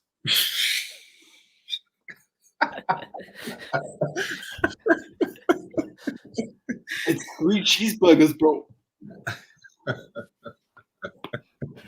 So a man scores goal of the season and you still clown him. That's a lot of calories, man. It's a lot of calories. But to be fair, he could have gained it again. Let's be honest. He could have gained it again. But no, let's be honest. Bro. Honestly, every time I see him subbing Vinicius for Hazard, I never get it because Vinicius is more of a threat than Hazard. Yes, he can't finish, but Vinicius, he actually creates. He has the pace. He gets in from behind, bro. Like every time he takes off Vinicius for Hazard, it's advantage the opposition. Like the left back, he says, "Thank God, bro." But in regards to La Liga, bro, I think the reason why I think Atletico, they've won it now, it's because HH, like you can't allow Simeone to bottle it now. Not this time. He has 3 games left. And he's playing against Simeone always finds these new ways to show us. No way he's doing it this time. He has an out of form Sociedad side that conceded 6 goals against Barcelona last month, and they got, you know what happened to them against United? Yes. Yeah. And then you have Osasuna at home and Valladolid away, bro. If he bottles it this time, I think it's done, bro. He's done. He should give up. He should join Hazard at Burger King, you know. But I think Atletico, they have to win it now. No excuses. They got it in their hands. Do you realize that Hazard isn't overweight? You realize that? He's lost weight. You realize that? Like he's lost weight. He's lost weight and he just scored a goal of the season. So I can't in my understand opinion, right? In my opinion, and don't drop the bricks. In my opinion, the title's won. He's gonna drop it. Continue. In my opinion, the titles won during the Corona period, like without fans, they don't count in my book. Any title won since last March, they don't count in my book because, bro, let's be honest, Barca's league form, right? Last season they were arguably a worse side. We dropped 16 points at the Camp Nou this season. Last season we dropped 4, bro.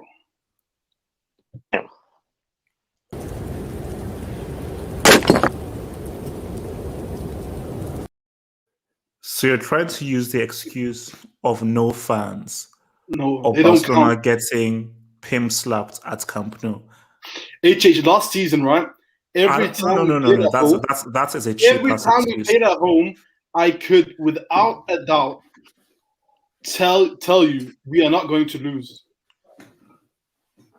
In front of fans at the Camp Nou, we never lost. Now the only thing we do is losing. You can't tell me there's no correlation. You can't tell me there's no correlation. For professional players and so forth to have to rely on fans like that is embarrassing and disgraceful, and you should be ashamed of yourself even using that. But stats don't lie, bro. Stats don't lie. All right, wait. Let me bring in this boy. No, that's an elusive correlation, bro. Wait. Chamaya, talk to me. Chamaya, talk to me. Hello.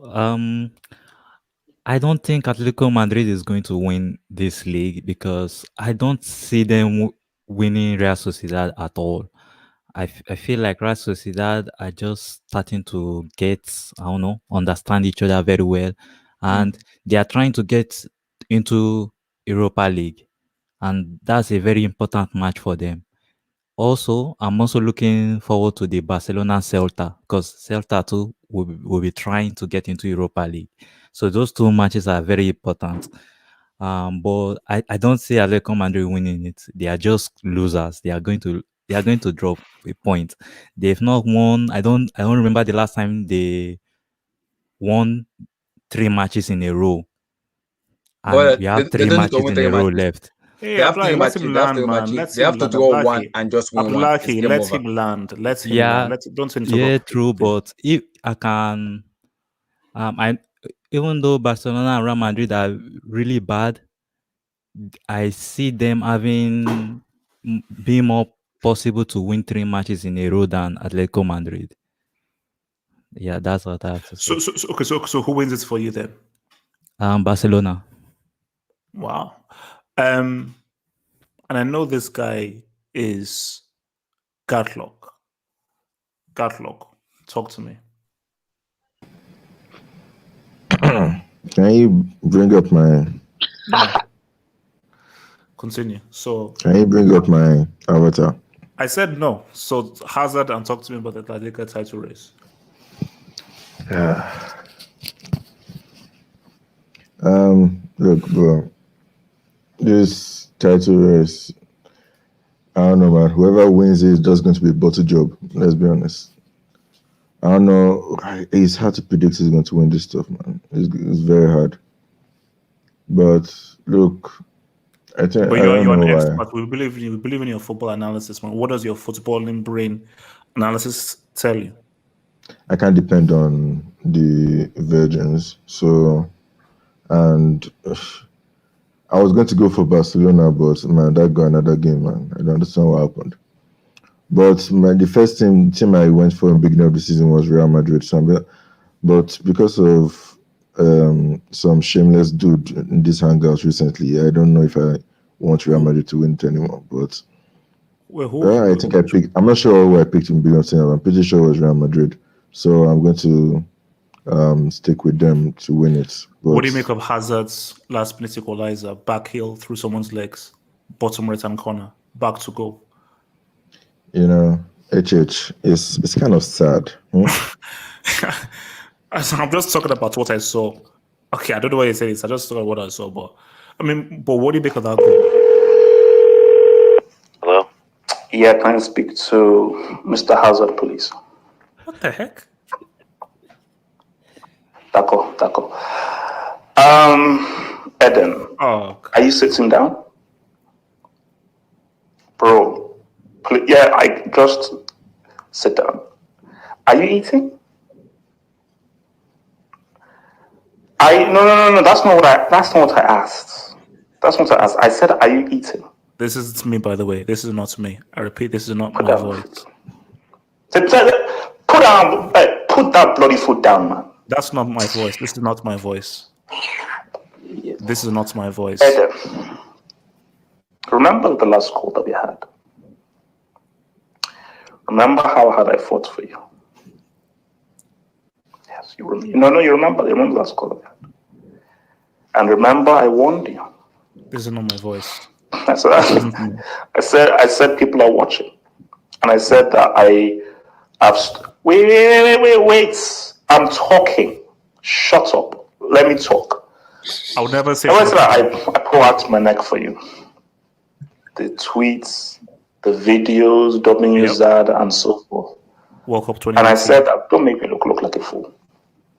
Remember that? And you didn't. Back heel. And then it's official. You know what you know what's official. It's official.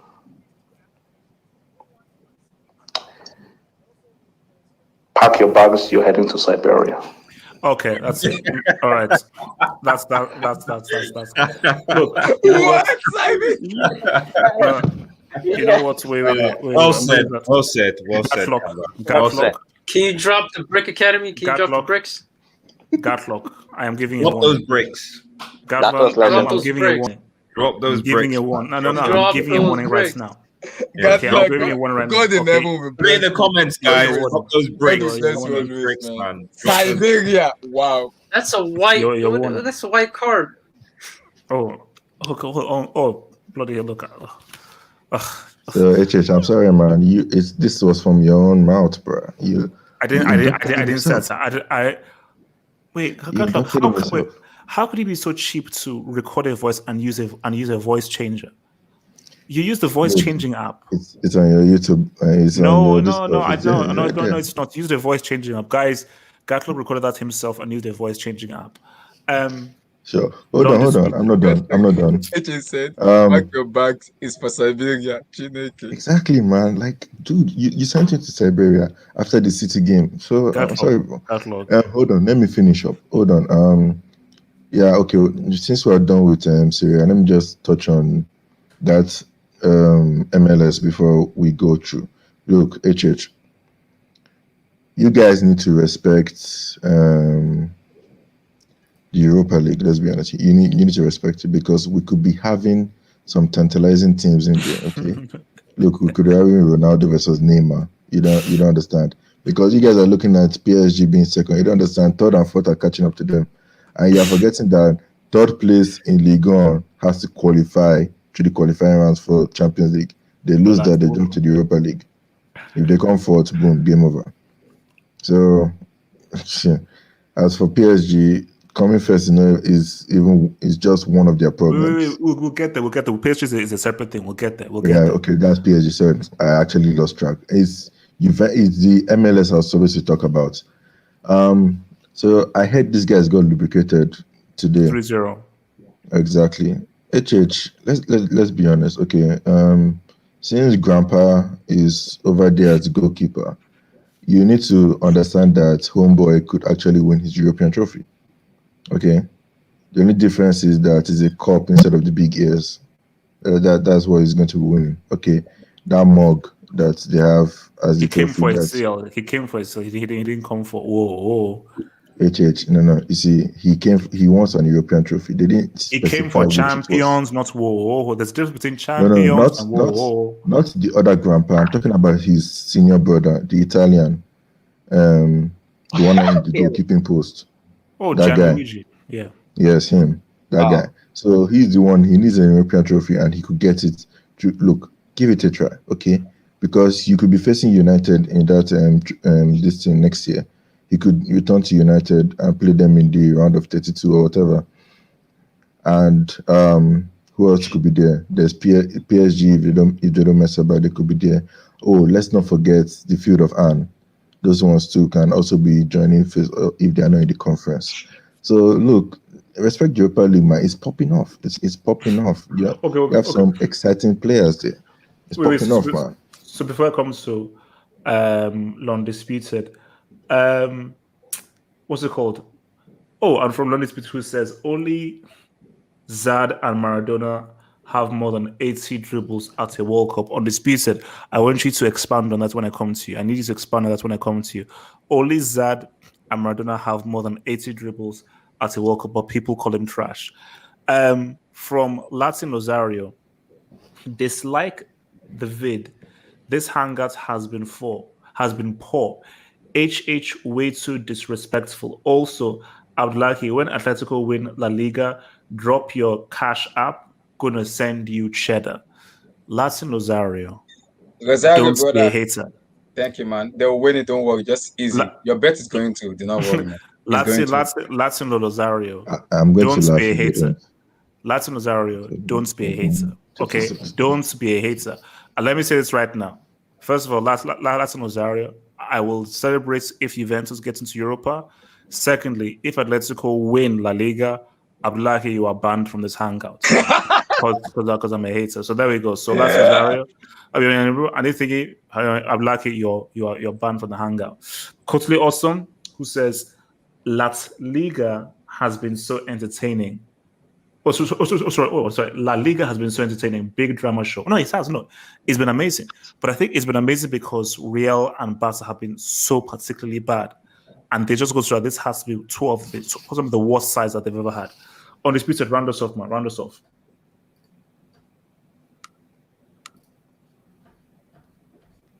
Undisputed? Going once? Going twice? All right. Let's keep it moving, guys. Let's keep it moving, man.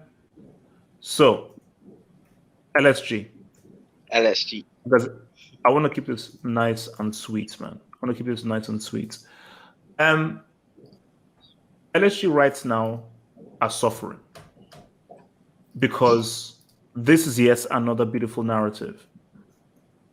Because my thing is, we call it Uber Eats because of how we feel that PSG have no competition whatsoever in the Uber Eats. So there we have it right there. Lille, PSG, Monaco, Lyon. PSG are 3 points behind Lille. 3 points. If Lille just needed 2 wins, but if Lille win their next game and PSG fail to win or so forth, Lille are champions. But all Lille needs to do is win 2 games. Guys, you can't name me a single player at Lille. And if you name me David or Yilmaz, these guys are not also known. Lille don't have a single known player in their team. And we can reel off the names that PSG have. So, Kamavinga, Abi. My friend, he plays for Rennes. No. Yeah, thank you. Thanks. Tomorrow, the last guy let's link with. Relax. So my thing is, and anybody can jump in. If PSG don't win, Renato Sanchez. If PSG lose Uber Eats to Lille, how embarrassed? Because here's the thing: when Monaco won it, we've all seen what Bernardo Silva is for Man City. We all see what Mbappe is right now in the world. I don't believe that Lille that Monaco team was stacked, man. I know. So we're not going to see anybody. We're not going to see a Bernardo Silva, Mendy, Fabinho, Mbappe come through Lille. That's not happening. They've got good players, but not like that's our Monaco team. So how bad or how embarrassing would this be for the extremely overpaid and overhyped PSG if they lose Uber Eats to Lille? Anybody jump in? Can I I'll laugh, bro. Can I? Yeah. I'll I just bloody want laugh. to say, yeah, man. I just want to say when PSG bottle it, they bottle it hard, man. I mean, Kimpembe and all getting next red card today. I just think they're going through the motions right now, man. I think their head is gone. And as you said, it when they lost to Monaco, Mbappe, Bernardo Silva, Fabinho, they have quality players. But you tell me, Yilmaz, Renato Sanchez, Jose Font was trash at Southampton. I'm sorry. And this guy, Neymar, this thing was good on his season. Times New Roman is going to win it. Jose Font, bro. Neymar, if you want to be one of the GOATs, and if you want to be compared with Ronaldinho, Rivaldo, and Pele as the Brazilian greats, bro, you cannot be losing to Yilmaz, bro. Yilmaz. No, This but it's very important what you bring up, because again, I just looked at it right now. That's Kimpembe got a red card. How is it that whenever the result is not going your way, someone gets sent off? Is who's the captain? They're babies. Who's the captain? Marquinhos, I think. Yeah, so that comes from the captain. The captain is the one that's there on the field. So I think Lille is going to win it, guys. No. See, for me, anything can happen, but Lille, so they're stylish on great form. But my thing is that if PSG don't win this, it will be worse than they lost to Monaco. It would be much worse, because it's like there is no excuse. There's no excuse, and like you can't even talk about change in manager. Yeah, I was gonna say I don't blame Pochettino. I know these Man U fans right now they're going hard for Pochettino because plenty Manchester United fans want him to be the next Man U manager. But guys, please don't use this to suit your narrative. It's not Poch's fault, so don't use that. I'm watching you, Red Devil Studio. But for me, yeah, man, I feel it's over. I think this is a little one. So yeah, I feel Lille are Liga champions. Eric Yilmaz. Yeah. Red Devil, talk to me. Bring that table up again, HA. Let me just have a quick look. Of course. Why not, man? I know you said that PSG are 3 points behind Lille. But just point of fact, Lyon are 3 points behind PSG as well. And Lyon are currently in the Europa League spot. I'm not saying that this is gonna. I'm not saying this is gonna happen. Relax. I'm not saying that this is. I'm just saying that if we're gonna talk about PSG being only 3 points behind, we've got to talk about the fact that Lyon only. So if PSG lose, next game and Lyon win, then Monaco will be on the same points as PSG.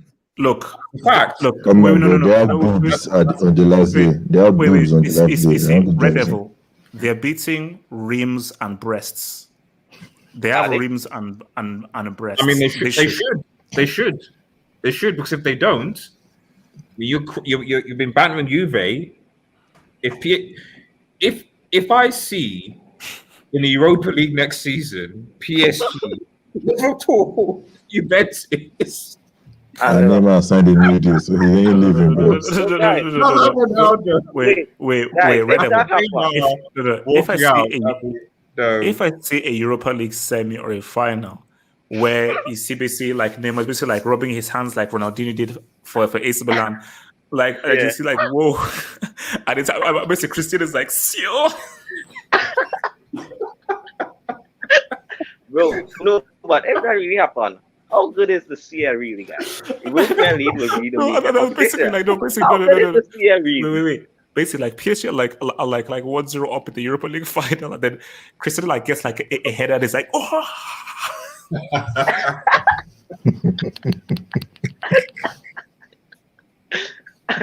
And he wins the Ballon d'Or. and then after he wins it, he basically falls down in basic tears and so for holding up the Europa. No, right now. If I see a PSG Juventus Europa League matchup, then I know that football has peaked. Football would have peaked. And also, guys, You think I'm bad? Football Twitter would have a field day. Yeah. Football Twitter would have a field day. But for Messi fanboys will never rest. But that's not going to happen. That's not going to happen. You know. No. PSG, no. No. No, PSG might not happen, but Juventus will very likely.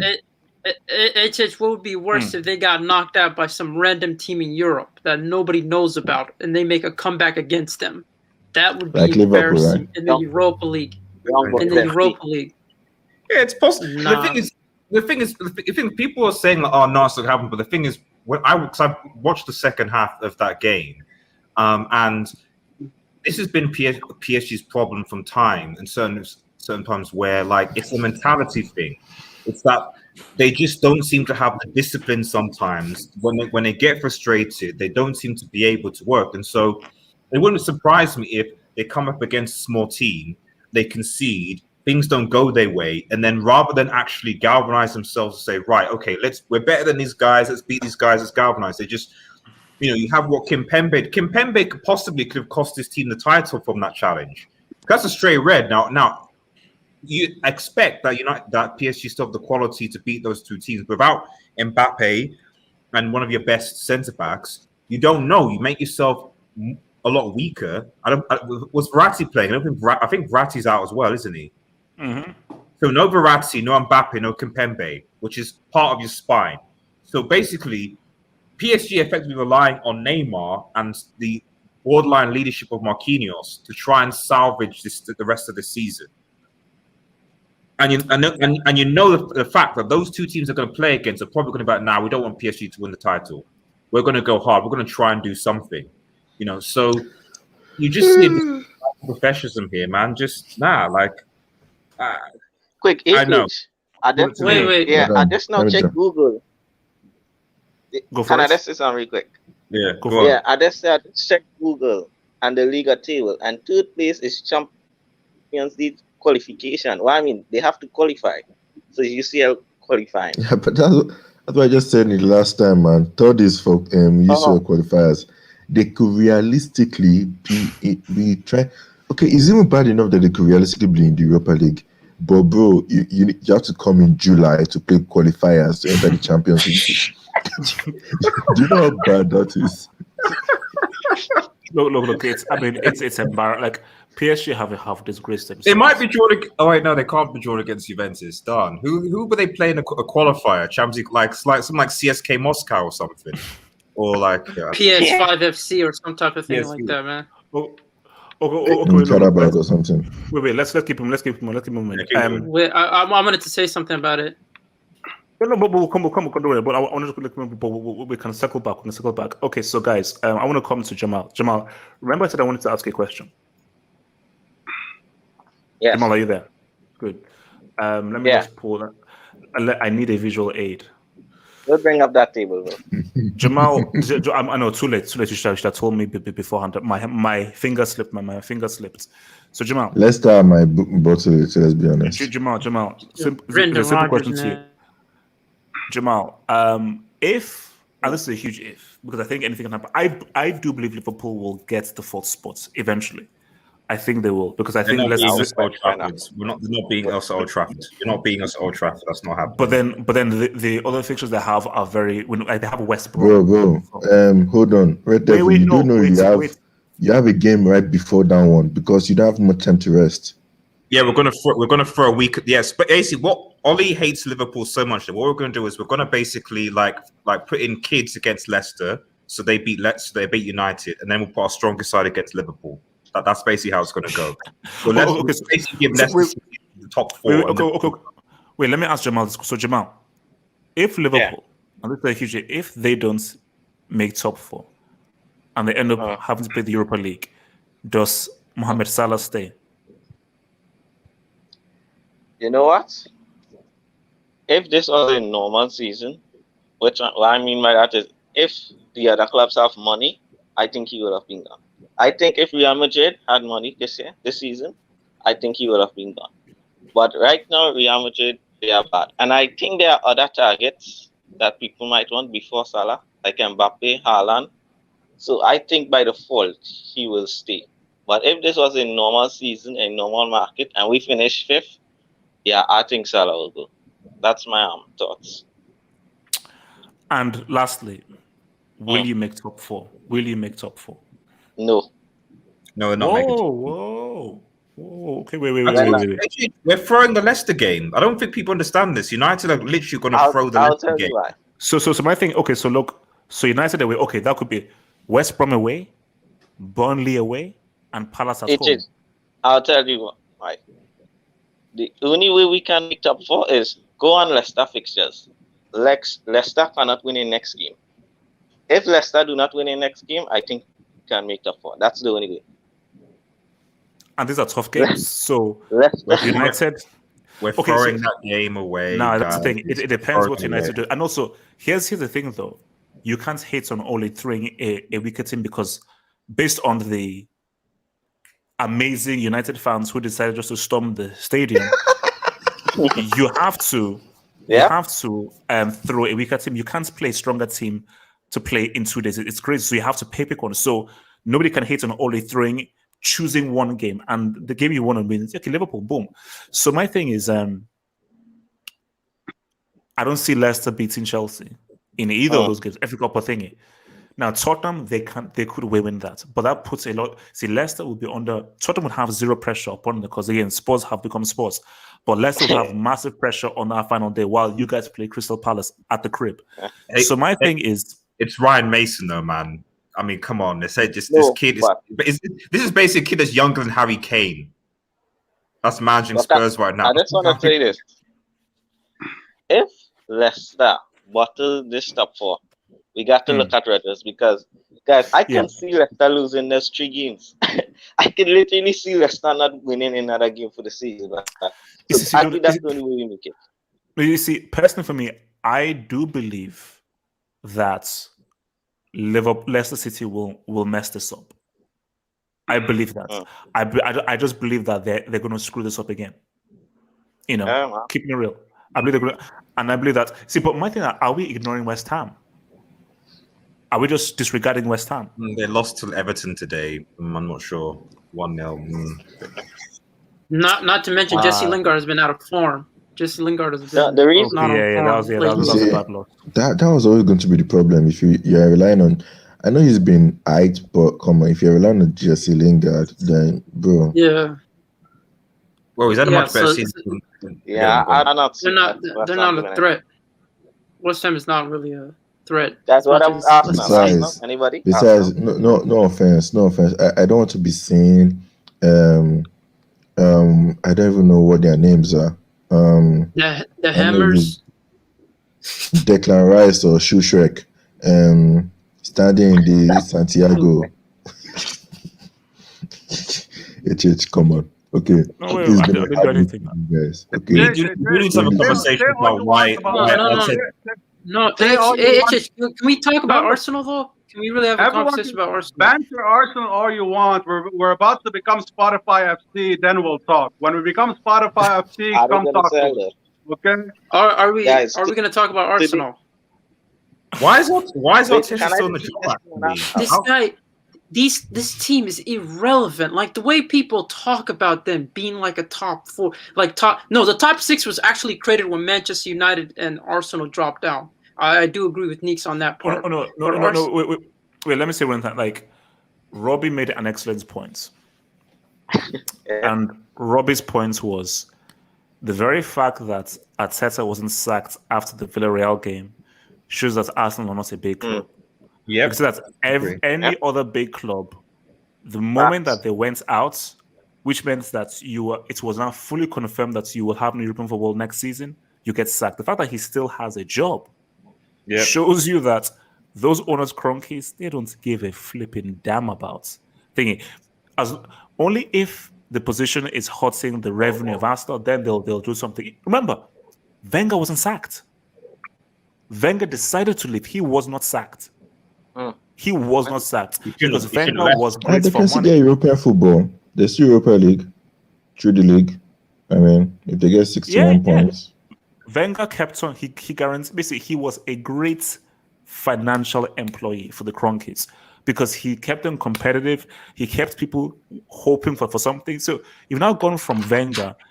abusing him for top 4 to now 9th, battling with Leeds and Villa. Out. Say we want Wenger out. The only thing is who comes Gronk in. is going out, man. Gronk is going out. Spotify's coming in. There's no one available to actually come in for Arsenal. For like both Arsenal and Spurs need good managers. Who told you that Kroenke is going to sell to a guy called Eck? You think Kroenke now, without European football, the club is going to lose at least 50 million pounds without European football? It's still profitable. Wait. What are you talking about, man? Kroenke was banking on the Super League. Perez told Kroenke, we're going to make the Super League. You're going to make a lot of money. No, guy. My guy. He didn't sell to Usmanov. Why did he sell to Usmanov? Okay, I'll let you go. Yeah, why did he sell to Usmanov? Because he knew the Super League was going to happen. He thought it was going to happen, the Super League. But now it's not going to happen, and there's a good bid coming in, 1.8 billion pounds. Like, what more does he want? There's no European football. That's a loss of at least 50 million pounds in revenue. Like, what does he want with the club? Like, he's going to start losing money. Bro, he came out. Wait. Easy. Okay, before Zeman, I'll come to Zeman.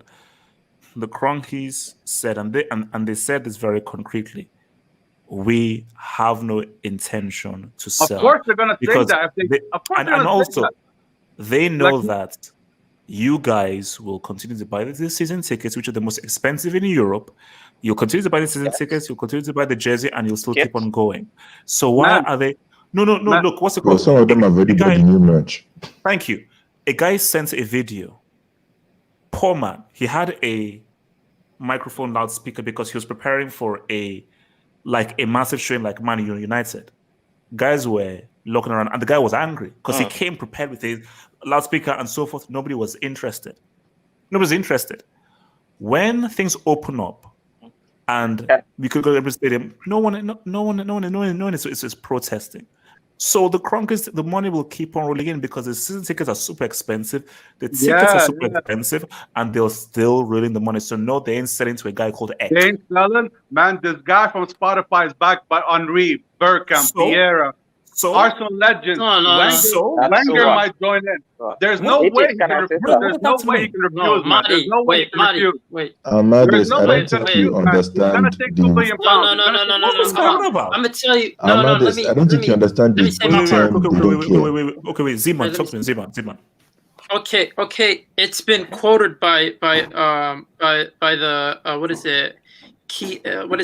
KSE statement. It's by the Kroenkes, and they said we remain 100% committed to Arsenal or are not selling any stake of the club. We will not enter any offers. No. Not only that. You have to think from an investor standpoint. If I don't care about the sport and you guys keep generating shares for me, why would I leave? I would not leave. If I don't care about the sport, I'm not gonna leave. Because at the end of the day, you gotta remember the Stan Kroenkes are under the principle of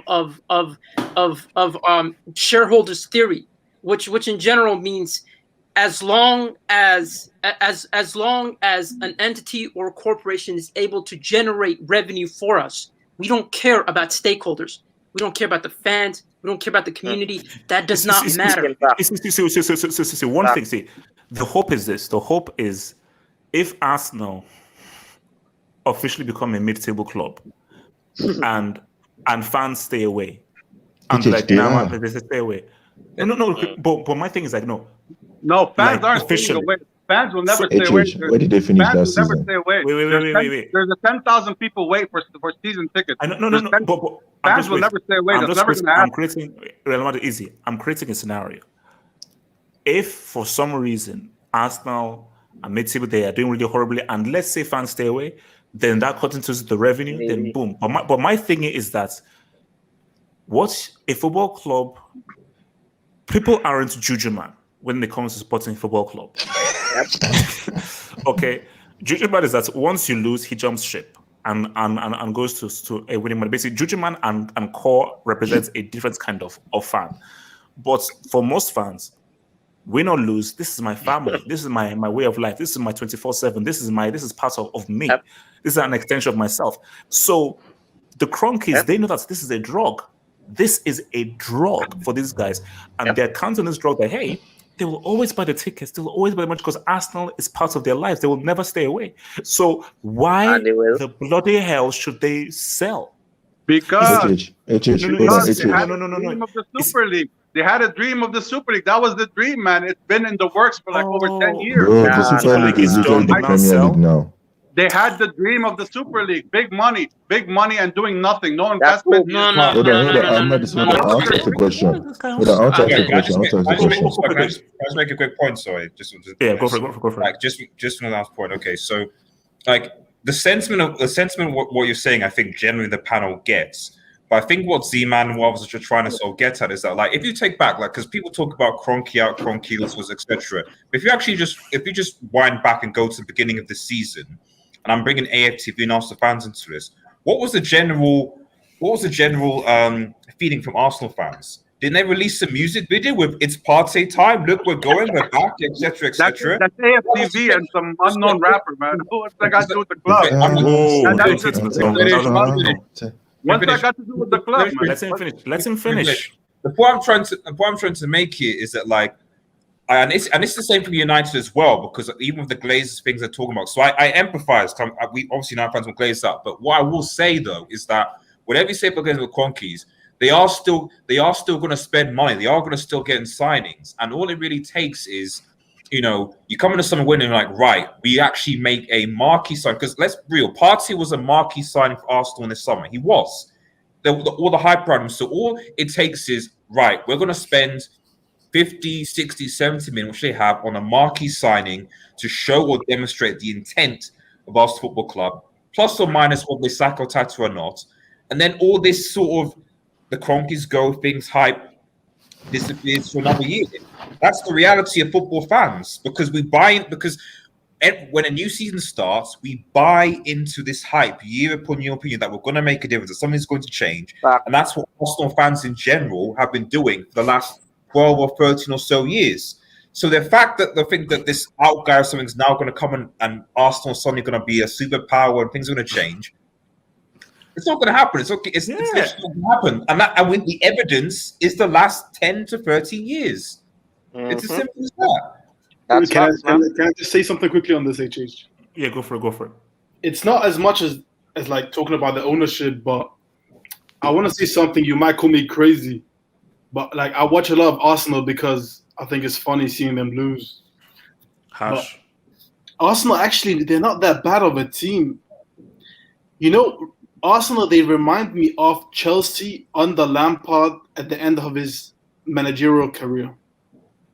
They are a team, they have quality, no one can deny it, and they are underachieving. I think, honestly speaking, right, if Tuchel, I don't know how you pronounce his name, if he went to Arsenal, I think they could challenge for top 4. And Ollie. I'll put Ollie's hat in there as well. Definitely Ollie. No, I don't think so, man. Arsenal, they are underachieving. Like, a lot of people, like even in the chat, a lot of people, they just live score. A lot of people are live score fans. They see the result and they just assume that they're a terrible team. Actually, they're not. They usually like Arteta.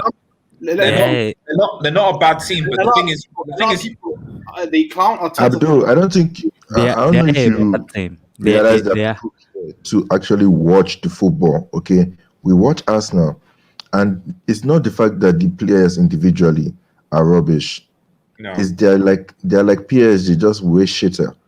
Like, they're rubbish. Their mentality is rubbish, man. Management. We have a rookie manager. Their mentality is rubbish. Wait. The same thing that happened under Emery. Put it this way.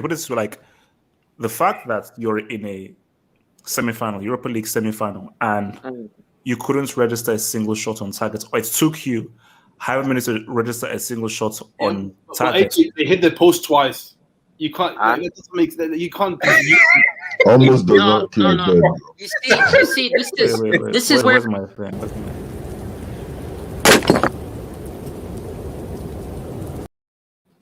Hit the post twice. Now hold on. I actually want to go back to the point I was making earlier. And Arteta subbed up about 10 minutes to go. He put Willian on. So that's management. Well, why hold sell on. Pogba? He's our best striker. Yeah, Almadis, hold on. Almadis and HH. The point I wanted to make earlier, you were saying that if Arsenal were a mid-table club, please can you remind me where they finished last year? 8th. Wait, 8th. They finished 8th. Yeah, they finished. They got the Europa League based on FA Cup win, bro. Yeah, exactly. That's how they got the Europa League. They wouldn't have been in Europe. No. Exactly. And this year they are ninth. Let's not forget this.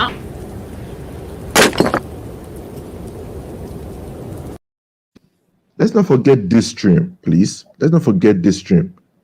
Does anybody remember this? This was after match day 13 or something. How did they find these receipts? Yeah, how did you Does find anybody remember this? I remember that stream. 15th, bro. Okay. Oh wow. Remember this? Yeah, I remember that. Exactly. 14 from 14, man. That's bad. Arsenal. I mean, come on, No. My That thing is- is, If their name was not Arsenal and we just put a random name there as that team with the form they've had this season and last season, tell me, will you think that that's Arsenal?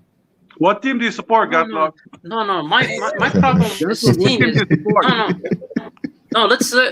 Let's be real about Arsenal. Let's be real about Arsenal. My biggest. Wait. Let me talk. The only team in the Premier League. My biggest problem. Wait. Let him laugh. Okay, my biggest problem with Arsenal is we keep saying they're in the same situation as Manchester United. They're in the same situation as these higher clubs that are going through turmoil. They're not necessarily in that situation. These clubs at least manage to invest. These guys don't invest at all. That's the problem with this club. No. Recruitment. No. I'm talking about traction and recruitment. You guys are in a better position than Arsenal. Let's be honest. Like, you guys might have been in turmoil, but you're not in the same turmoil as Arsenal have been. Like, these guys. In what sense? In what sense are they more in terms of their recruitment? I'm not saying they've gotten the best players. I'm talking about how far is your squad from actually accomplishing big things like winning the league and the Champions League compared to Arsenal. Yes, but that, and this is what I was trying to point out. But that comes with management. So if you want a good example of why, because I remember people clowning like Ollie comes to Arsenal. But here's the big difference.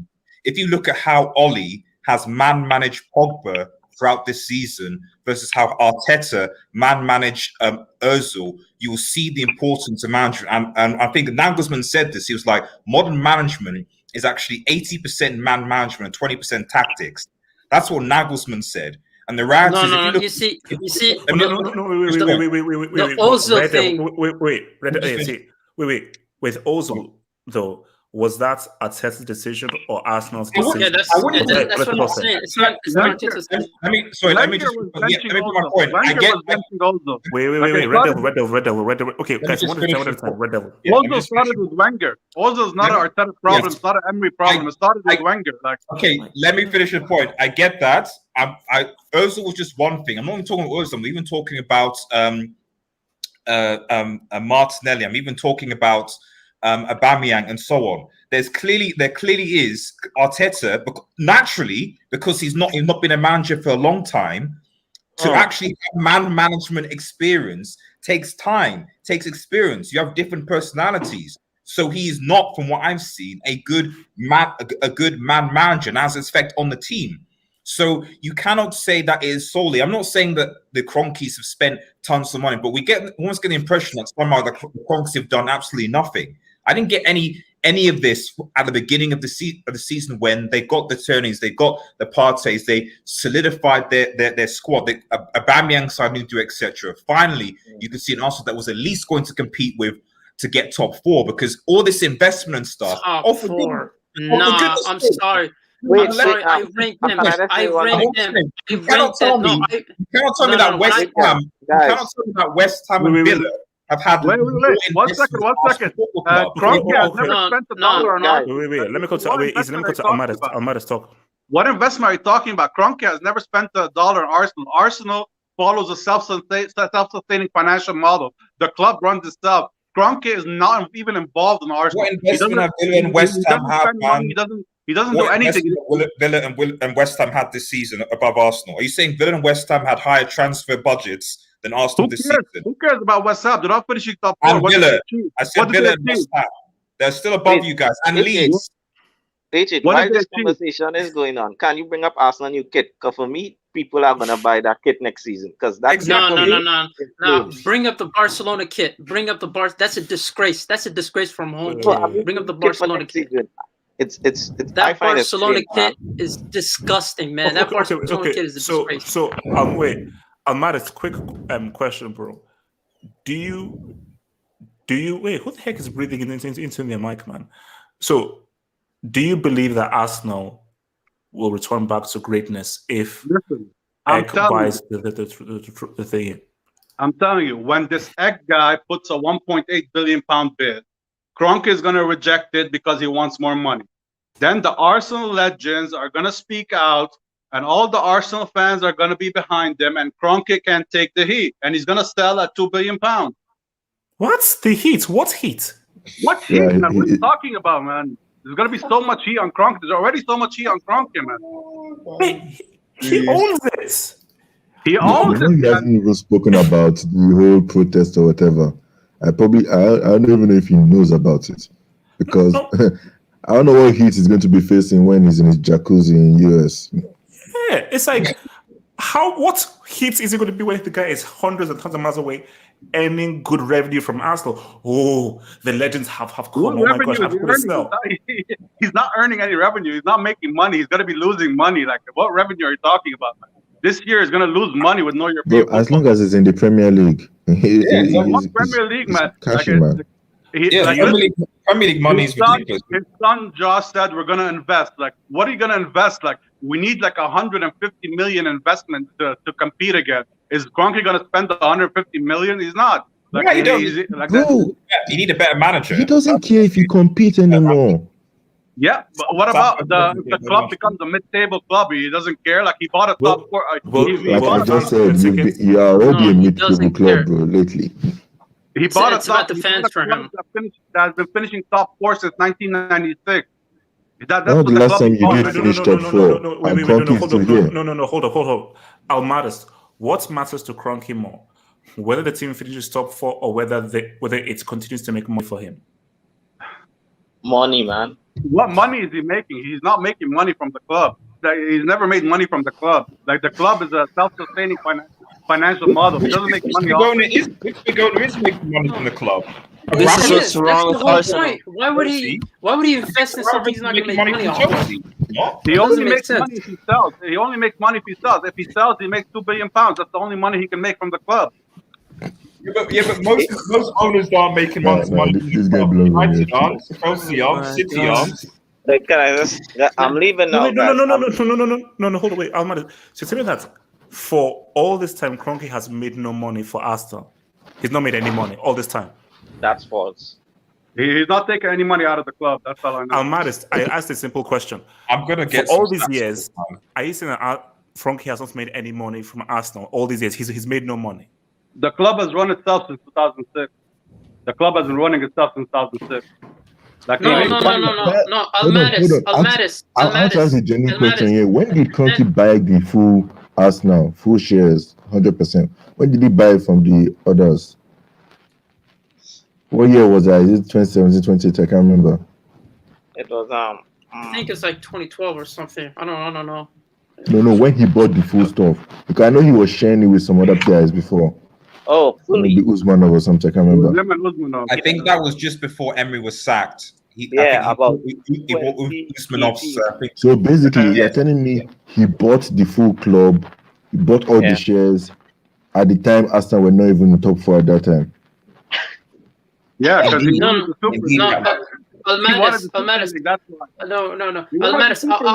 I'll ask you a question. He keeps saying this whole Super League thing. I mean, no. Almaris.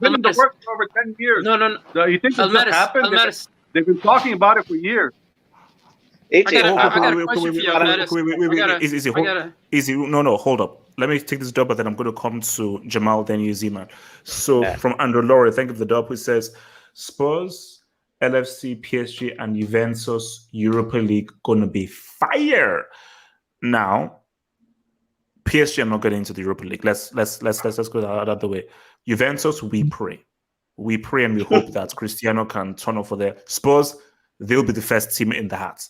So Spurs will be the first team in the hat, and they will still manage to lose to FC your mama FC. Liverpool, I think Liverpool will get fourth. I think they get fourth. Jamal, talk to me. Jamal. There's a thing called Young Boys. The old lady and young boys. I forgot. Meet your mic. Jamal, talk to me. Jamal. Yeah, I just have to say, guys, I'm leaving now. I might check you back if you're on later on, but I have to do something. But I just want to say, guys, I don't know, for some strange reason today, I watched Arsenal versus West Brom. And West Brom at 19th place. And when Pepe scored the second goal in the game, this guy actually slid to the camera and did a celebration. That sums up Arsenal Football Club. This guy celebrating. When I said their mentality was poor, you're It's called small club things. Small club things. Yeah, please, Jamal. Man, these guys are dumb. So, yeah, man. You guys take out. So peace out, guys. Peace out. Peace. Peace, man. Take care. No. See, for me, no. But my thing about Arsenal, this is that I don't even think that the allure of AFTV was these were the Invincibles. This team had Henri, Vieira, and so forth, and look at how they had fallen. But now, like Arsenal losing to Villarreal, it's not shocking. Arsenal celebrating a win against West Brom, that's not shocking. Because what they were is not what they are right now. Because as a brand, they're still one of the great brands in the world, and they're still one of the most popular and most supported clubs in the world. That's a fact. But footballing wise, they are irrelevant. It's like AC Milan. Milan is still Milan based on the badge, but they have been irrelevant for the last few years. And how he says, Arteta was the wrong dude. Arteta was always the wrong dude to lead these guys forth, man. HH is my brick mic work. Okay. Yeah. This is what. Okay, Zeman, and then thank you, because Zeman talk to me. Yeah.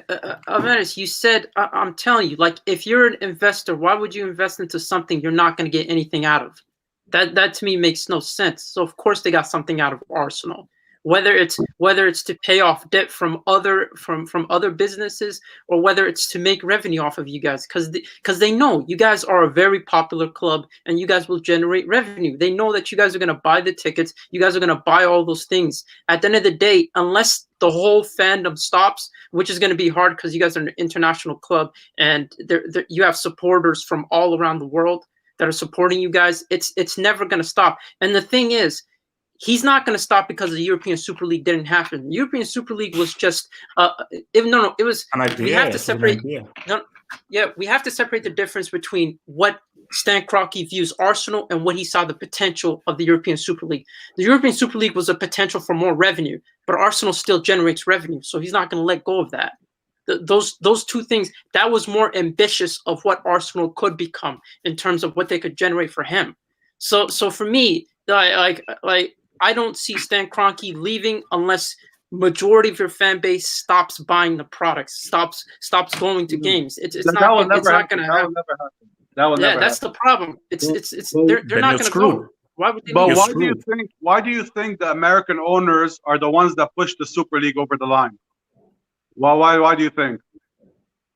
Because they wanted to make money, and it's an American model. What's your point? They wanted to make more. They wanted money. Pay 300, 400 million a year without making any big investment. That's what they want. So now that it's gone, why would he now sell? What more can he do with Arsenal? Like, either he has to spend a lot of money to make them competitive again, or he has to sell them, and he's not going to spend a lot of money. No. Why does he spend any money at all? No. Why does Arsenal need to be competitive? Why does he need Arsenal to be competitive? For what reason? If he's still making money? Because he bought Arsenal under thinking that they're one of the top clubs in England. That's why he bought them. No, he didn't. For money and profit. He bought them for money. He didn't buy the thing. Oh, I want to make them. No. Like he bought Arsenal because they were one of the top clubs in England. That's why he bought them. No, it wasn't. Bro, the reality and what they sold you, the reality and what they sold you are two different things, bro. Like, let's be honest. The guy is here for the money, not. It's for the money. Can I say something? The remaining shares when they were out of the top four. Yeah, and but he what didn't money? do much What after money are that. Arsenal making? What money are Arsenal making? Well, the fact that you're not selling for 1.8 billion suggests that you probably are making a lot of money, and he's taking money out of your club. Well, the bid still hasn't gone in yet, And but then the bid fact that hasn't you have gone in. and the fact that you have a large fan base as well. Why would he No, sell? no, wait, So how hold do you even get the Wait, 72 to buy hold on. PPP? Wait, before I go to Antonio, wait. Almaris, if they're not making any money, then why doesn't he sell it? Why isn't he willing to sell it? He Why had his are they hopes. saying, He had his hopes in the Super League. That's why he didn't sell to Usmanov. Usmanov okay, wanted to buy the club. Usmanov wanted to buy the club. He didn't sell him. Okay. Almaris, the Super League has now died. They apologized. Why did they now say they have no intention of selling? Well, has an owner of any business ever said, "I'm desperate to sell"? That lowers the value. Antonio, talk to me, man. Talk to me. Almaris, dog, help yourself. Just help yourself. I mean, do you think Kroenke actually cares about Arsenal? Do you think he signed that deal with Adidas or Adidas, however you want to say it, just because the fans like it of classic kits? No, he does things to make more money for himself. He doesn't invest in the club, and it's obvious. It's the reason why you guys are complete You're crap. all making guesses on Kroenke. What will he do? What he I'm won't not do? making guesses. I'm going off the what next month or is two, we'll happening. find out. In the next month or two, we'll find out if he's going to sell or not. I think he's going to sell. That's all. In the next month or two, we're going to find out. How do you know he's not going to sell, man? Why would he sell? I don't care. Why would Maybe he he sell? wants to make £2 billion. Maybe he wants to Why make would £2 he billion. sell? Oh my God. I think we're being a dead horse. I think we just Okay, allow. look. We don't know what's going to happen in the future. Okay, let's just try this. Can I quickly land on a few things? Since I was here on the Hangouts a few hours ago, but my brick mic didn't work. Quick few points. Madrid will win La Liga because Atletico will draw against Real Sociedad. Let's get that out of the way. Hazard's 2018 World Cup. He completed 84 dribbles. Only Maradona and 86 completed more. Let's get that out of the way. Thank you. So where is his dribble medal? Undisputed. Continue. Hazard had 84 dribbles, by the way. Only Maradona had more. He had 121, which is just ridiculous. Anyway, moving on. As for this whole Arsenal thing, man, he's not selling for 1.8 billion. So Arsenal, they make a huge amount of revenue. They don't have a particularly high wage bill, and they don't spend that much in the transfer market. So where's the money going? To Kroenke. Okay. So, wait. So wait. Let me read this some of the jobs, and then I want to move on to. Let me go to us now. Okay. Wait. So from Derek Hugh, who says, "Thank you for the job." Says that the club is an asset. Arsenal is like Bitcoin. Jesus. from Primera Marmot says, Arsenal are a dead club. Just accept it. They're not a dead club. They're still very much blood, just that they're suffering in the football pitch, and they need to sack Arteta. Abdullahi, round us off, man. Round us off with this Arsenal so we can just get. I understand. I'm at this point as an Arsenal fan, but you need to understand something. You cannot have Arteta as a manager. You want to go forward as a club. It's not gonna work because it doesn't acquire that. Even if Kroenke sells that club and another owner comes in, does the owner really trust Arteta to go going forward as a manager? No. Because he lacks technical ability as a manager. So you have even if you want to even buy Arsenal, you have to have an experienced manager who understands. Arsenal lack mentality is the key. If you want to win trophies, people may say they need players, but they lack mentality. So many Arsenal can hype their player and tell them this player is the best player in the whole world football. It's better than Kylian Mbappe and Lionel Messi. For what reason? It doesn't make any sense. It doesn't. They have to lower the expectation. You can't tell me FA Cup. It's like when you are winning an FA Cup, you're comparing an FA Cup to a UCL title. It doesn't make any sense. It's all about expectation as a club. Yes, if Kroenke sell that club and an owner comes in, owner will care about the fans. But he has levels in which the owner will care. Because if the manager you're having in the club doesn't surpass the expectation you want him in the owner, he will sack him. He will, because it's all about business. If you don't do well, you're gonna get out of the door. Someone has to come in and replace him. That's for me. Okay. So guys, last thing about, because obviously I want us to do basically just all the stuff that was happening. I want us to do like another thing, but we'll end it with this. Diaz and Van Dijk. Diaz versus Van Dijk. here's my thing here. I think it would be key to do this after the CL final, but I still want to move this forth and just see your thoughts here. Impact. Which player has had the greater impact on a team? Van Dijk or Ruben Diaz? Now, many people would go and point to Van Dijk. Has he? Because my thing was it really Van Dijk, or was it Van Dijk not making any mistakes and just fitting into a system where he was really protected by Henderson and so forth? Because let's keep it real. People don't really look at the amount of defensive work that Henderson did for that Liverpool team that helped to protect Van Dijk, who did his job, but he really helped him as well. And remember, Matip ain't no slouch. Gomez is no slouch. Stones is from the road. Last year, Stones was from the road. And why I say this is that performance that he gave against LSG, I know it's LSG, but it's still LSG. I've never seen an amazing defensive performance from Van Dijk. I don't think he's ever had a man of the match performance in a Champions League game, ever. So the fact of the matter that Diaz played so well and was such a difference maker as a defender goes to show, in my opinion, whether who's a defender is different, but I feel he's made a far greater impact for Man City than I think other guys have. No. Can I do this? No. Oh, which one are you doing? Who's first? Hey, Chase, can I give a shout out before I leave? Okay, Almaris, give me your thoughts and I'll come to on this Twitter. Almaris. No, I just want to give a shout out. Shout out Larton Lozario, United fan 0309, Madrid fan 0918, and now a Juve fan. Ouch. Wow. We pray for you. We pray for your club, Amadis. We pray for your club. That's what I say. In 2 months, we'll find out what happens. Whatever. We'll find out what happens in 2 months. All right. I wish you the best of luck, man. I wish you the best of luck, man. We wish you the best, man. We would do. I wish you the best of luck, Let me know when the new Arsenal music video comes out. Easy, relax. Why are you putting that on the club, but it's Robbie, man? No. AFTV is part of Arsenal. You can't just ignore AFTV. AFTV that's part of Arsenal. I know a lot of Arsenal fans in London hate AFTV. That's what I know. But that's they're what still I Arsenal fans. But you can't still ignore them. AFTV is still part of Arsenal. Yeah, they're the biggest fan channel. The biggest fan channel. Yeah. So on this Twitter, talk to me.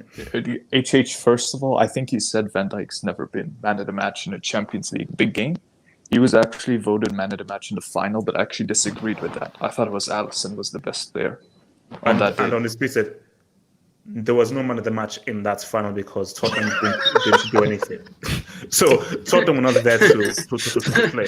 Like my 11-year-old cousin could have been man of the match in that freaking game. Based on how that was Tottenham. You see, That game was so trash. I think Well, that was Van the worst Dijk's had final. the bigger impact for a number of reasons. He actually improves the way we play forward, as strange as it may seem, because of his playmaking from the back.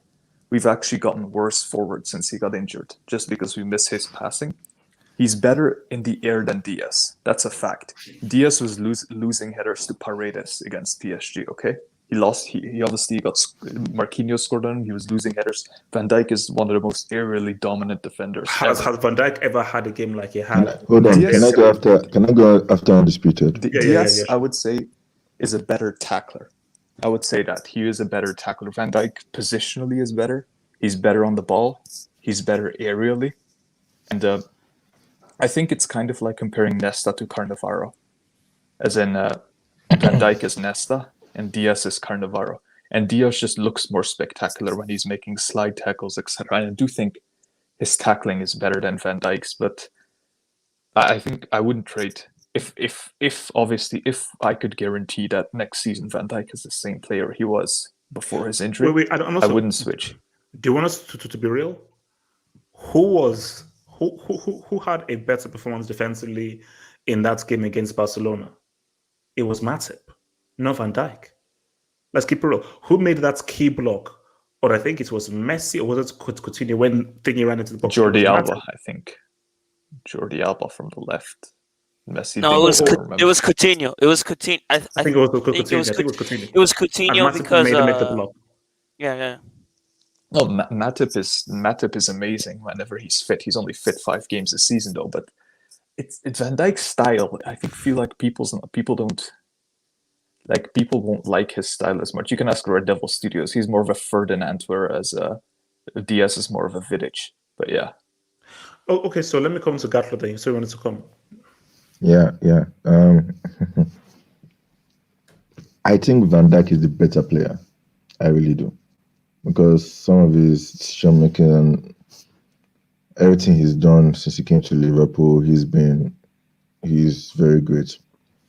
However, I feel the person who has made the better impact is Diaz. Because when Van Dijk first came to Liverpool, Liverpool's defense was actually still shit. I know it was mid-season, but it was still shit. They conceded 6 goals to Roma. Okay, so they were shipping in goals. Not as if he came in and made an instant impact. It was after that Champions League final where they brought in Fabinho, which was very key as a DM, and Alisson, who protected our backline very well, that helped Van Dijk. Diaz had no one.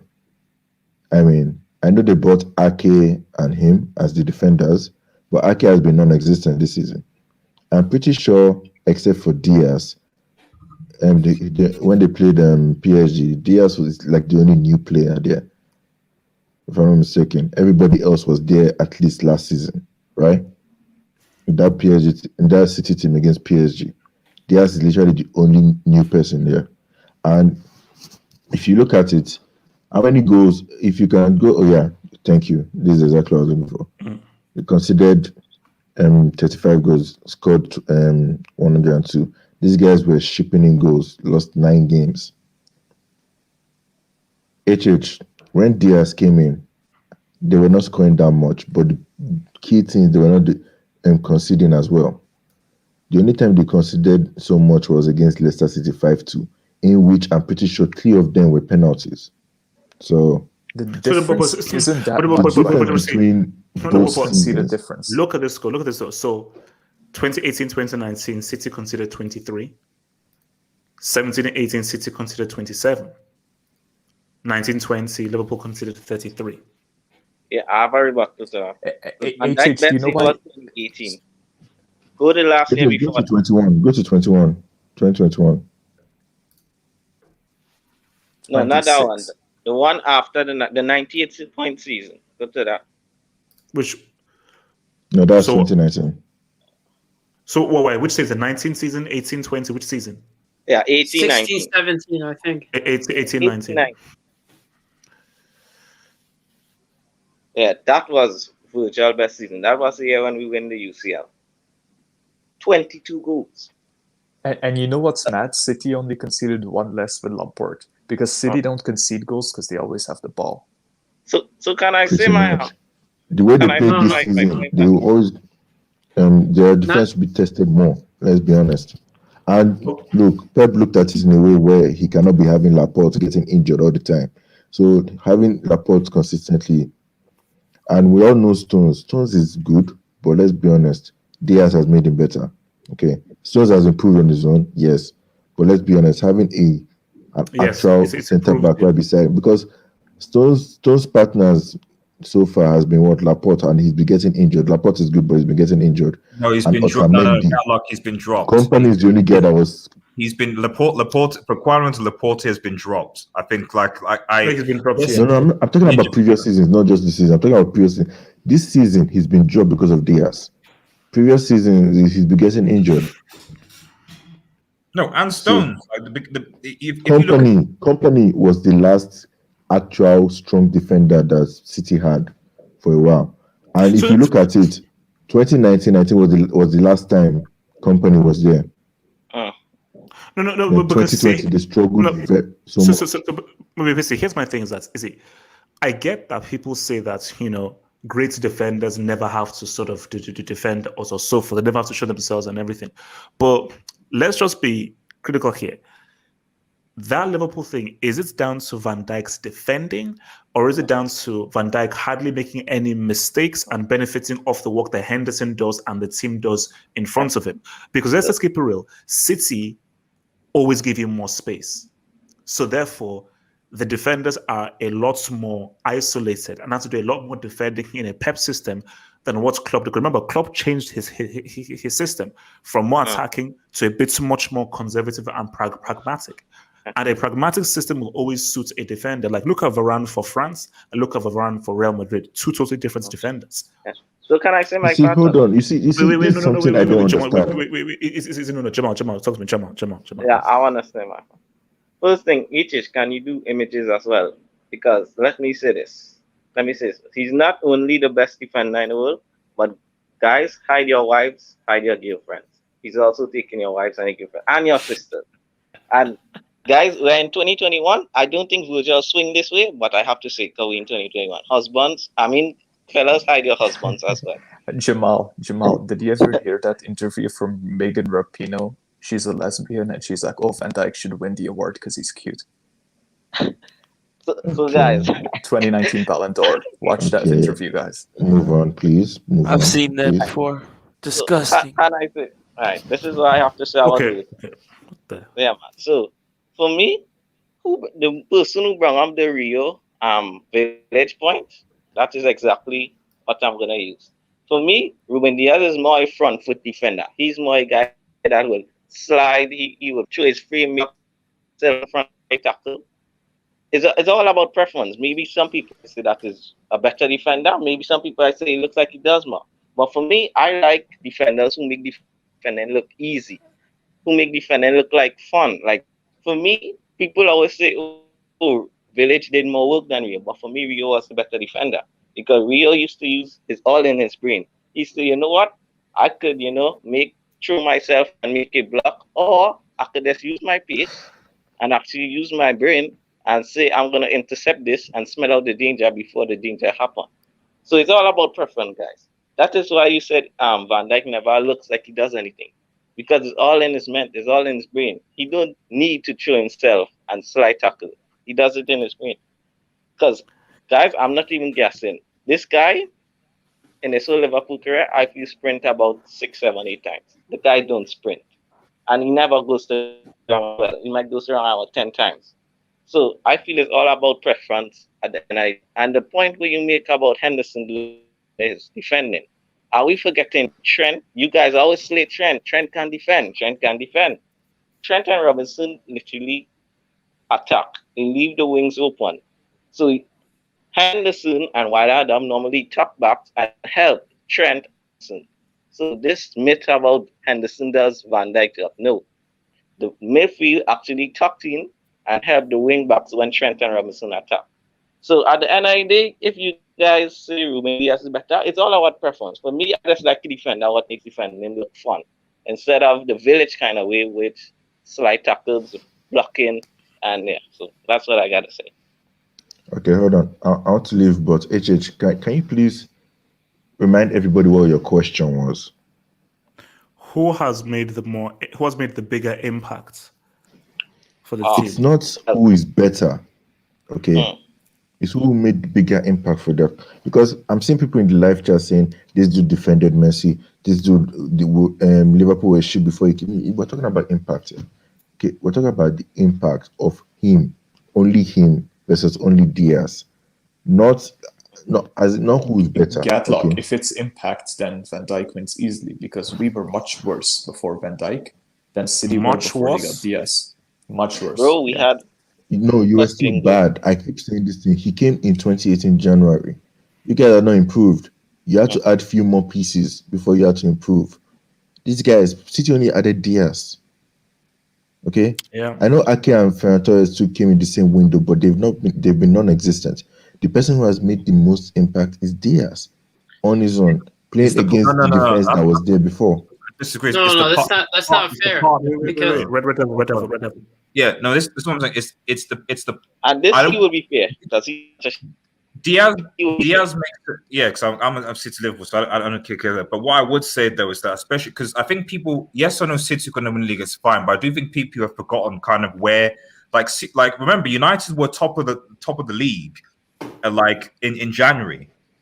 I think people kind of forgotten how mediocre City were like up until around about Christmas, and a lot of that stemmed from the partnership that Pep preferred at the beginning of the season was Diaz and Laporte. And yes, I admit that there were certain games that Laporte was injured for, but the reality is that he dropped Laporte and he brought Stones in, and that partnership of Stones and Diaz is what Pep has gone with since and what has worked.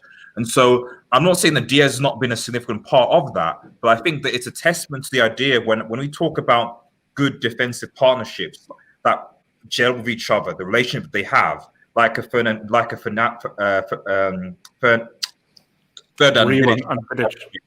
and Vidic, etc. That's what I'm trying to say.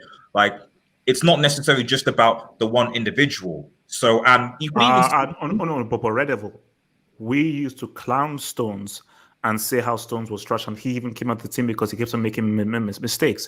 So I believe that Stones is good because of the influence of Diaz. Yeah, but the thing is, when I've seen Laporte come in, and this is the thing, like the game's case in point against Chelsea, because Laporte and Diaz were playing. Like when I've seen Laporte and Stones come in, it's obvious that the centre back pairing is nowhere near as good as Stones and Diaz. So yes, I'm not here to say that like the input, but the idea that like it was, to put it another way, if you had Otamendi in there or if you had Ake in there, I still think that you have issues with City's defense. The point I'm trying to make. So the point is that like what you have at City is that you have a good cohesive defensive partnership. You know, which obviously Hold on, Red Devil. We can counter that. We can counter that. Okay, no. Wait, so Red Devil. So then the question is, for Van Dijk and Diaz, is it a question of their individual quality or just their partnership? What is it more of? How good they are as an individual or how good their partnership is? If we're comparing them to. See, that's what I'm saying the two. So I'd say, because the question you said was impact. So I think that Van Dijk, as an individual, made an impact. You can put any defender near Van Dijk or whatever when he came to Liverpool. It was fine. Whether it's Matty, whether it's Gomez or whatever. But when it was Lovren, they were shipping in goals. Once it was Matip, look how it took on Barcelona. They still. I mean, I need to look, like I don't watch Liverpool, so but I presume they were still shipping less goals than they were when it was Lovren and Gomez or Lovren or something. So the point I guess I'm making is that like the idea that like that the impact of City's is solely tied towards Diaz coming in, I think is like, yes, it's not. Diaz is not a crap defender, of course he's not. But I think that this is more to do with the partnership that he has made with Stones, because I generally think that if you took Stones out there and put any other defender with him, I don't think you have that same synergy. I think City will lead goals, and you've seen that in games this season. Because, like I said, up until Christmas, no one was talking about Diaz up before Christmas time, to be honest, because they weren't that great, to be honest. But guys, I'm gonna be very petty here.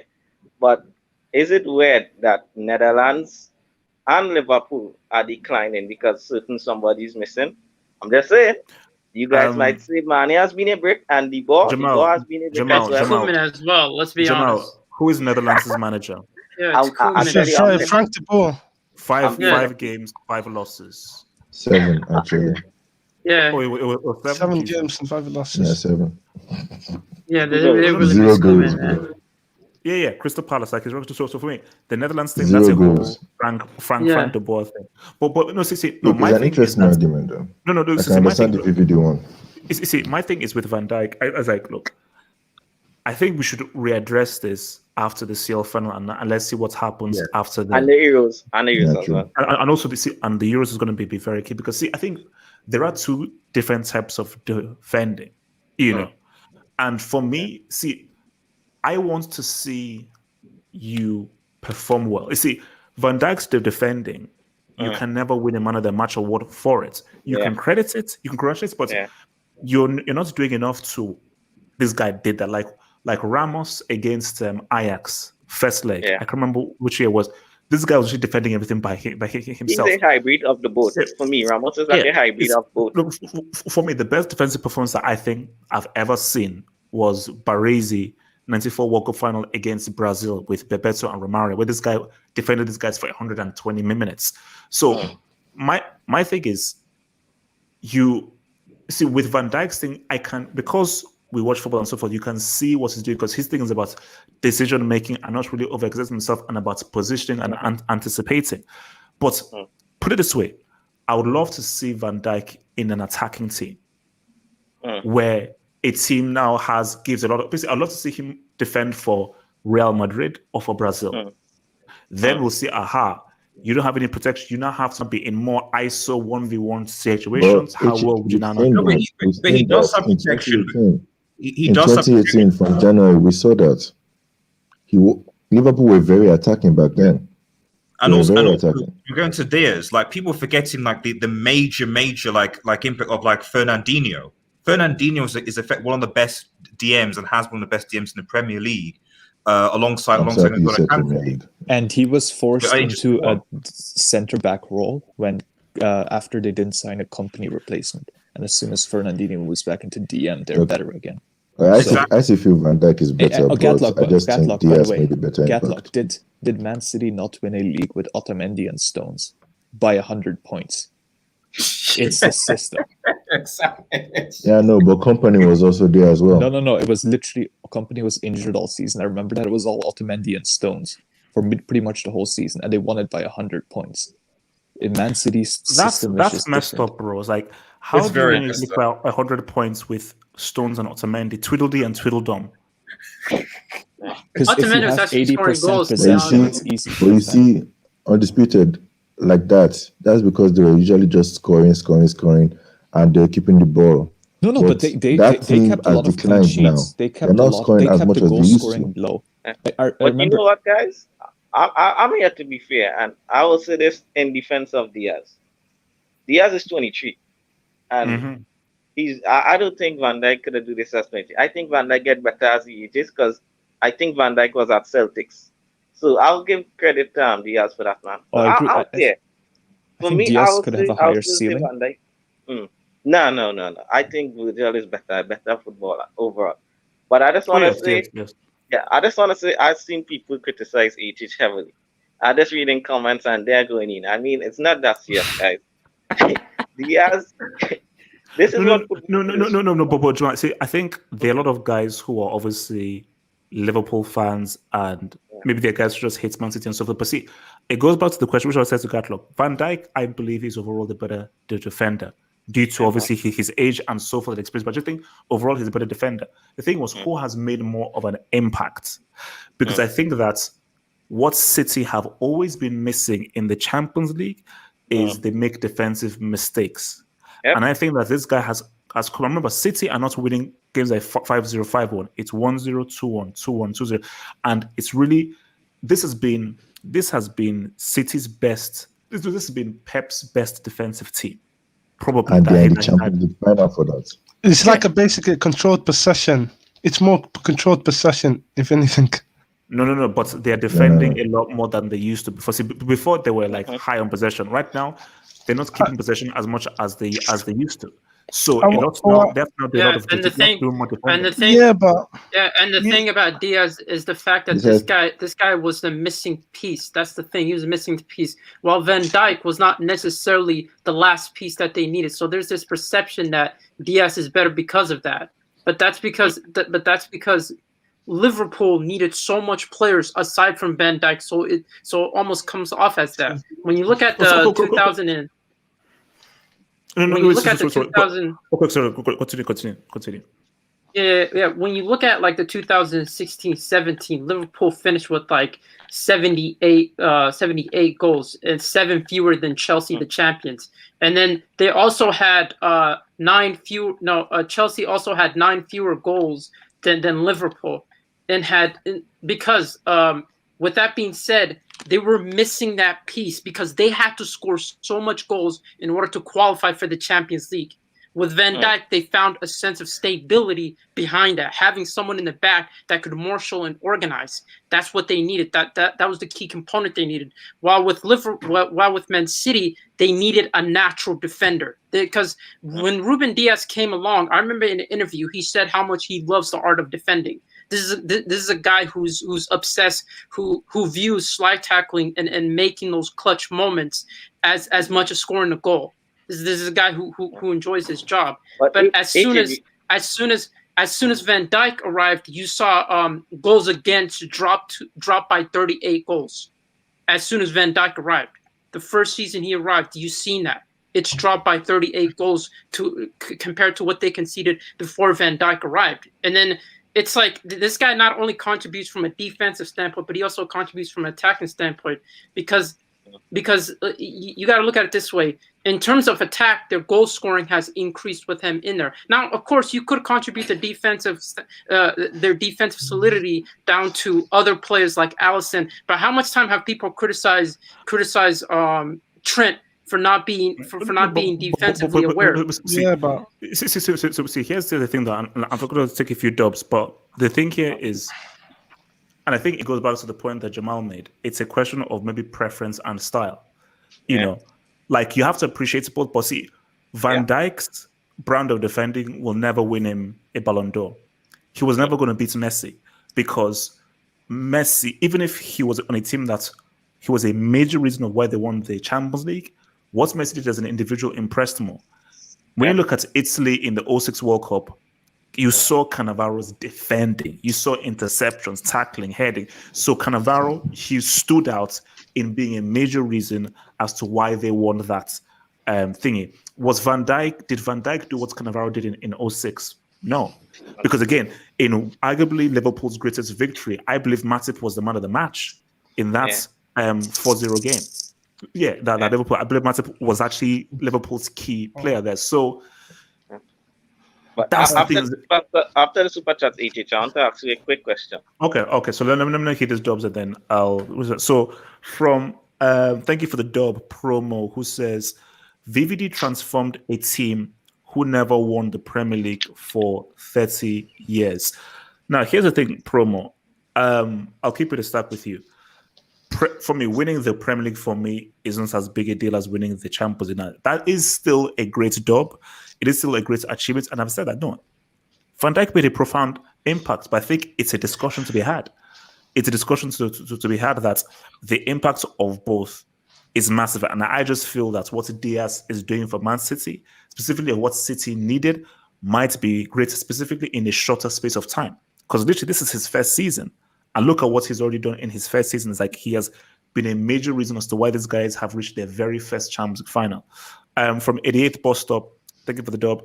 Icardi was a striker when Diaz got the award, right? Yeah. Are we talking about Diaz that has had no answers for Werner? Pep had to play 3 centre-backs to help him. Now look. Let's see that final. You see, I like this energy for the final. I like this energy for the final. I love this energy for the final. This annoying thing about Chelsea fans are now you are falling for the trap. Let's keep it real. Do you think? Okay, let me explain something to you. Diaz is Portuguese, and guys who are for English people, I think for people who are in English, I'm sure Red Devil will agree. They really like. I think their dream is the Premier League more so than the Champions League. For guys, Spain, Italy, Portugal, their dream is the Champions League.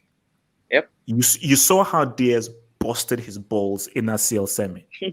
Of course, he wants to win a Premier League thing, but come that CL final, you're going to be seeing a whole different Diaz.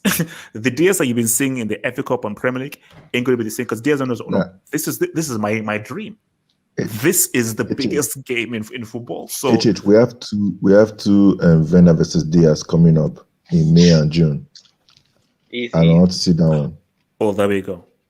Because you see, playing for your country is very different from playing for your club. Playing a Champions League final and playing for your country at the Euros is totally different from playing a Premier League game and an FA Cup semi-final. Those are totally different games with totally different stakes. Gemma, you wanted to ask me something? Yeah, I just want to say that I think today the Dutch boss said that how he's going to speak to Virgil to see if he wants to play in the Euros this summer. So the thing what I'm saying is it wise for him to go? If you was in his position, would you say, you know what, the knee is touch and go? I want to represent my country. I want to go to the Euros. I want to do something because I'm 29. Or No. would you listen and say, you know what, I'll miss the Euros and let's be ready for Liverpool next season for preseason?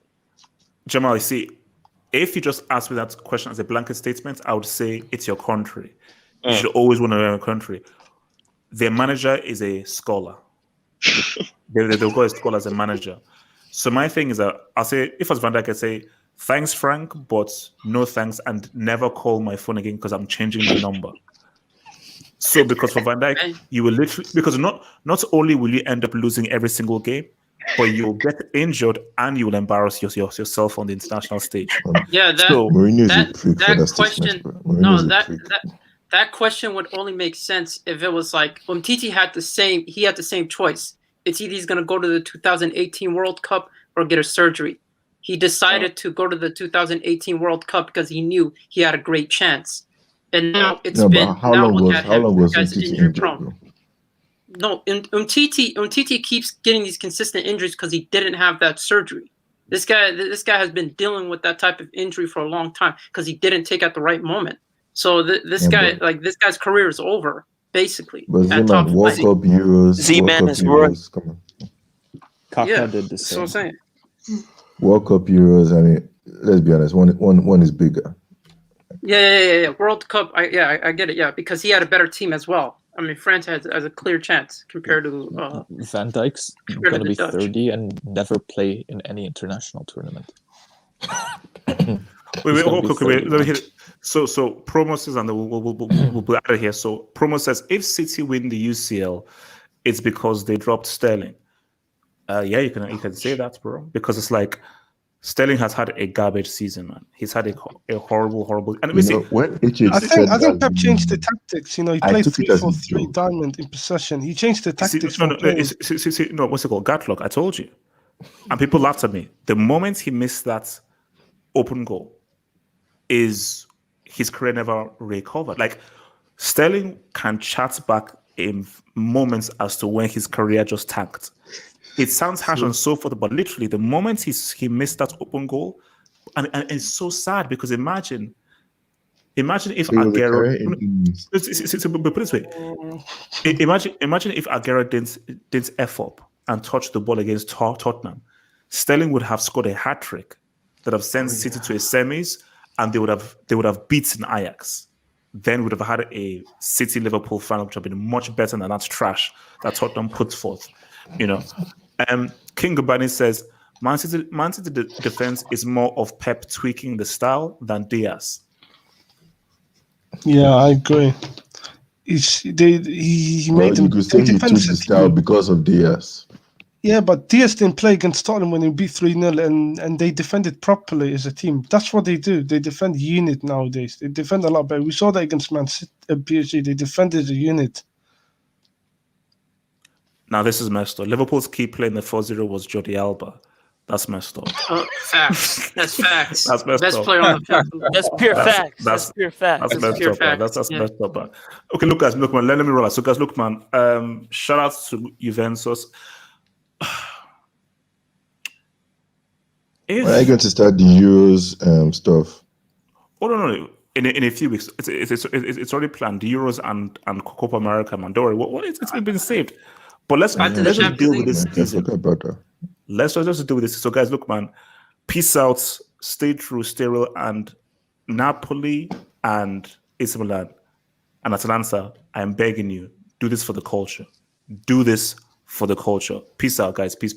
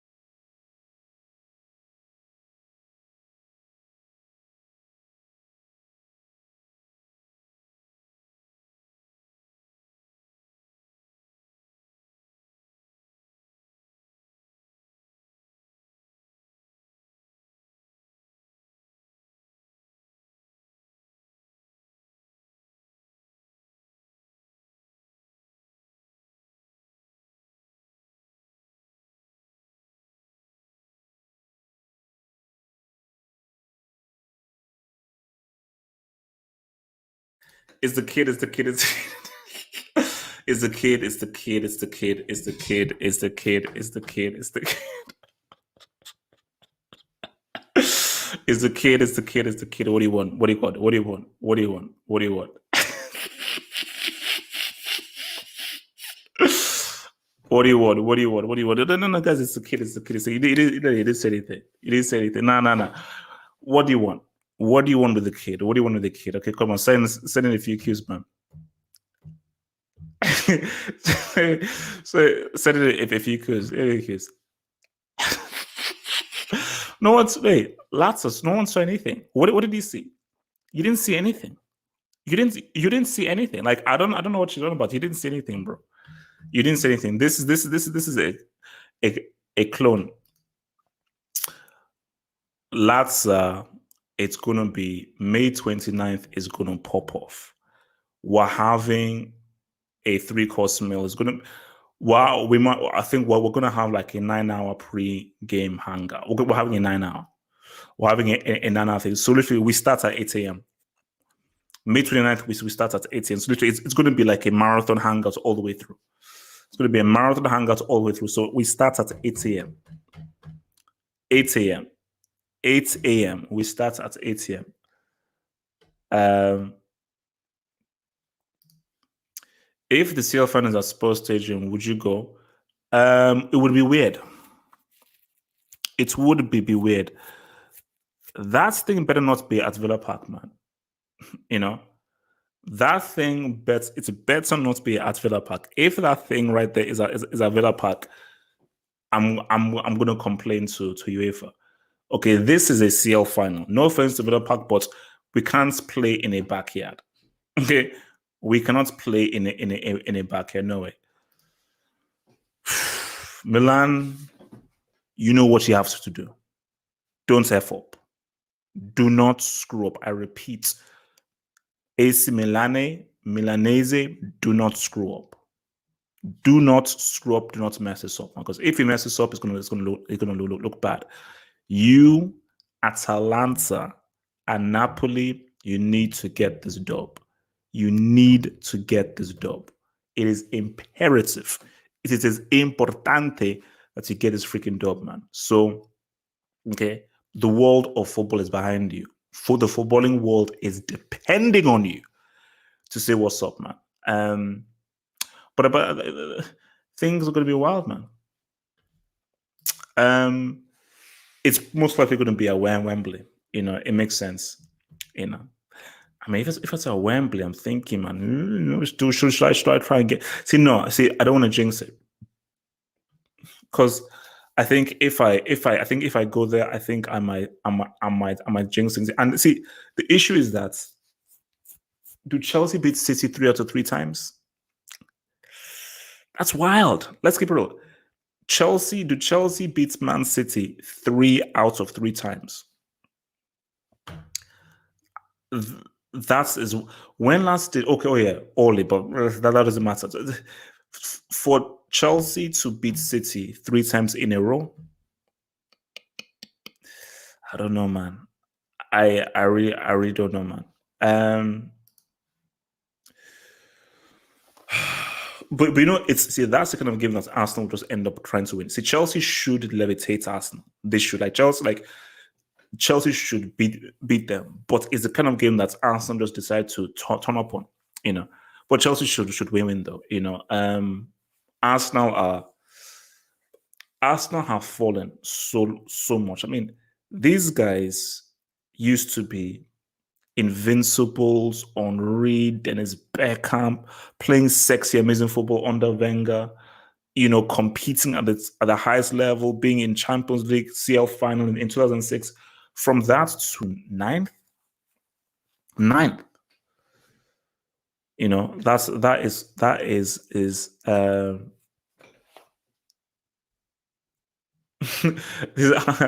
after credits, man.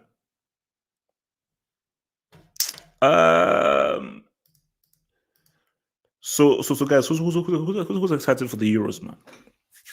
Who is looking up for the Euros? You see, I told you for the Euros, I want to try and do something. I want to try and hopefully make things a little sexy and just an any bit difference, you know, because I want to get and I say, listen, you bricks, man, you guys need to stop being bricks.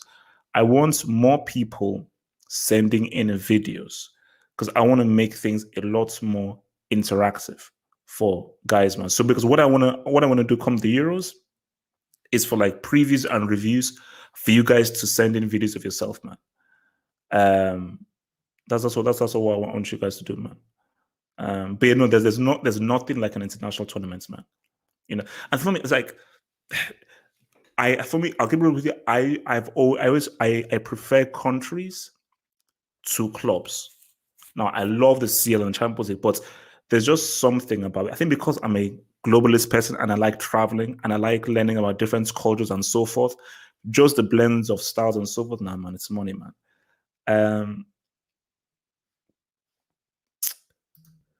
That's the golden question, bro.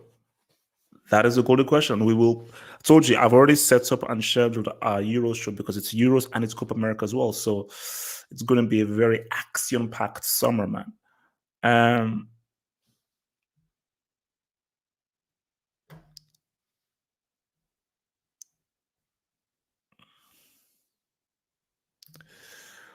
What will you do if LSG lose the title, which they will? Little achievements is the highest. We will clown them for an hour. We will clown them for an hour and we will do a deep, detailed expose as to why these guys are trash and embarrassments. Allowing Lille to win is messed up, man. We're going to have to talk about Turkey because I think Yilmaz, he's the guy from Turkey, man. Could Turkey say something? Could Turkey say something, you know? But you know, no, we're going to have a lot to discuss because do we get a new winner? Are we really looking? Are we focusing too much on France and Portugal? Are we not really looking at guys beyond France and Portugal, man? So, you see now, Brazil are overwhelming favorites to win the Copa America because look, the fact that they won it without him, they should. So, if somehow Brazil with Neymar don't win Copa America, bro, then we're gonna have to have a long conversation about Neymar. Long conversation about Neymar. Oh, you see, Natsa, man, you know, it's been a grind, bro. It's been a freaking grind, man. It's like, do you know, I remember when I celebrated making like 200 subs. I was like, man, thank you guys for 200 subs and so forth, man. But yeah, man, I think I see spikes during like Champions League and tournaments, which is why, like, if let's say YouTube like screw me over, like let's say like they copyright me or something goes wrong with the channel this summer, then that's why I'll be. That's like brick lock, man. But yeah, man, whenever there's like a tournament, because I think people know this channel mainly for Champions League, World Cup, Euros, Copa America, AFCON, because I think I'm one of very few channels where come any of these tournaments, pre-match, post-match, pre-match, post-match, pre-match. So they don't want to come the Euros, that black guy with shades, pre-match, post-match, pre-match, post-match. Because see, for me, in a league, I'll be real with you, I don't care about every team in a league. I just don't. You know, so I'm like, boom. In any tournament, I care about every single participant. So whether it's a Euros, AFCON, or everything, I try and do my best to research and everything, because for every single thing, because countries, because it's a country, it's a culture, what are they about? I need to pronounce the names. So I care about every single participant. So come the Euros, man, I'm still researching every single thing, man. FA Cup. Oh, Papa John's Cup.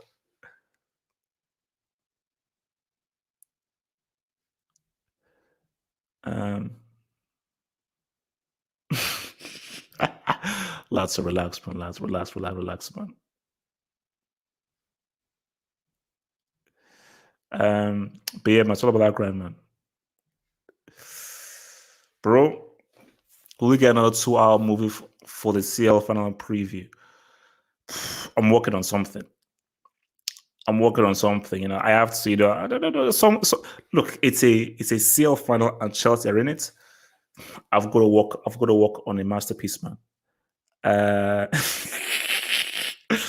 What did you say? He said Ronaldo is in top 20. You know, see, football terrorist was another big spike, man. That was another big spike for me. No, those were fun days. Me and Thierry, man.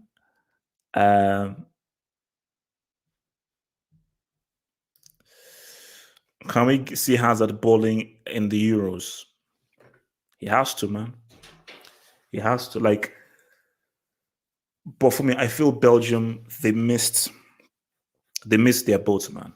Belgium missed their boat. Like, Belgium's time, if Belgium had beaten France, Belgium would have won the World Cup. Like, that game against France, and it was a close game. It was just one goal in it. It was a very close game. If they had found a way to get back France, Belgium would be World Cup winners. I just think that they've missed the boat, you know. But here's the thing, though. If De Bruyne balls, Hazard balls, Lukaku balls, guys, let's talk about Belgium. Carrasco has been balling for Atletico. De Bruyne is balling for Man City. Look at what Lukaku is doing. If Belgium can just get ZARD and hold the defensive line, because Lukaku, Carrasco, and De Bruyne have had amazing seasons. They've had amazing seasons. So that's the thing, man. Oh, Damien, very soon, man. But I'm probably going to do it on Twitch. I will do it on Twitch, but yeah, man, because I've got my American amigo to do it. So once the playoffs start, boom, we'll be going in hard on those NBA previews, man. Yeah, Fan Pack Live, man. Oh, don't worry, bro. Friday, Friday, boom. So I'll listen to it back to front before and everything, and then boom. And I'm sure me and Danny T, we're gonna have a lot to say about that, man. My big brother. So back in the day, my big brother was a United fan, and he was a Cantona fan. And obviously, like anything my brother was into, I wanted to do the opposites, man. So yeah, it was because of my big brother, man. Yep, he's done. He's done. I already told him, and he said, boom, gonna happen. So so we're gonna try and really turn it through, man. So me and LTA, NBA previews, and so forth, man. The Knicks are getting knocked out in the first round, man. So Stephen A. Smith is gonna cry. The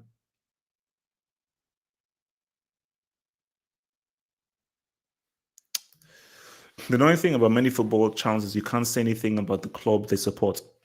See, that's to say, like, this I think is like Rabona TV. You know, this is what's like, I'm a complicated Chelsea fan. You know, it's like, I'm not like, I'm like a complicated Chelsea, but this is a football channel, mainly about football. But a lot of guys about, fan channels, that is where you can really get the consistency because there's a thread to follow. But for me, I've just had to figure that, no.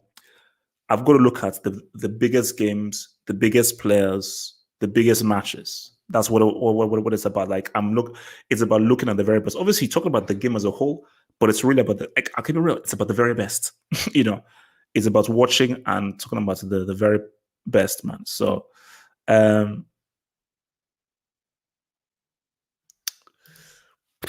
Canelo's that dude, man. Canelo is that freaking dude. Canelo is that freaking dude. I don't have a twin brother, bro. Don't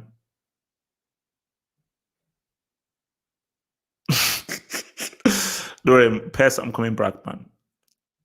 Don't worry, I'll be back with Pes, bro. Relax, man.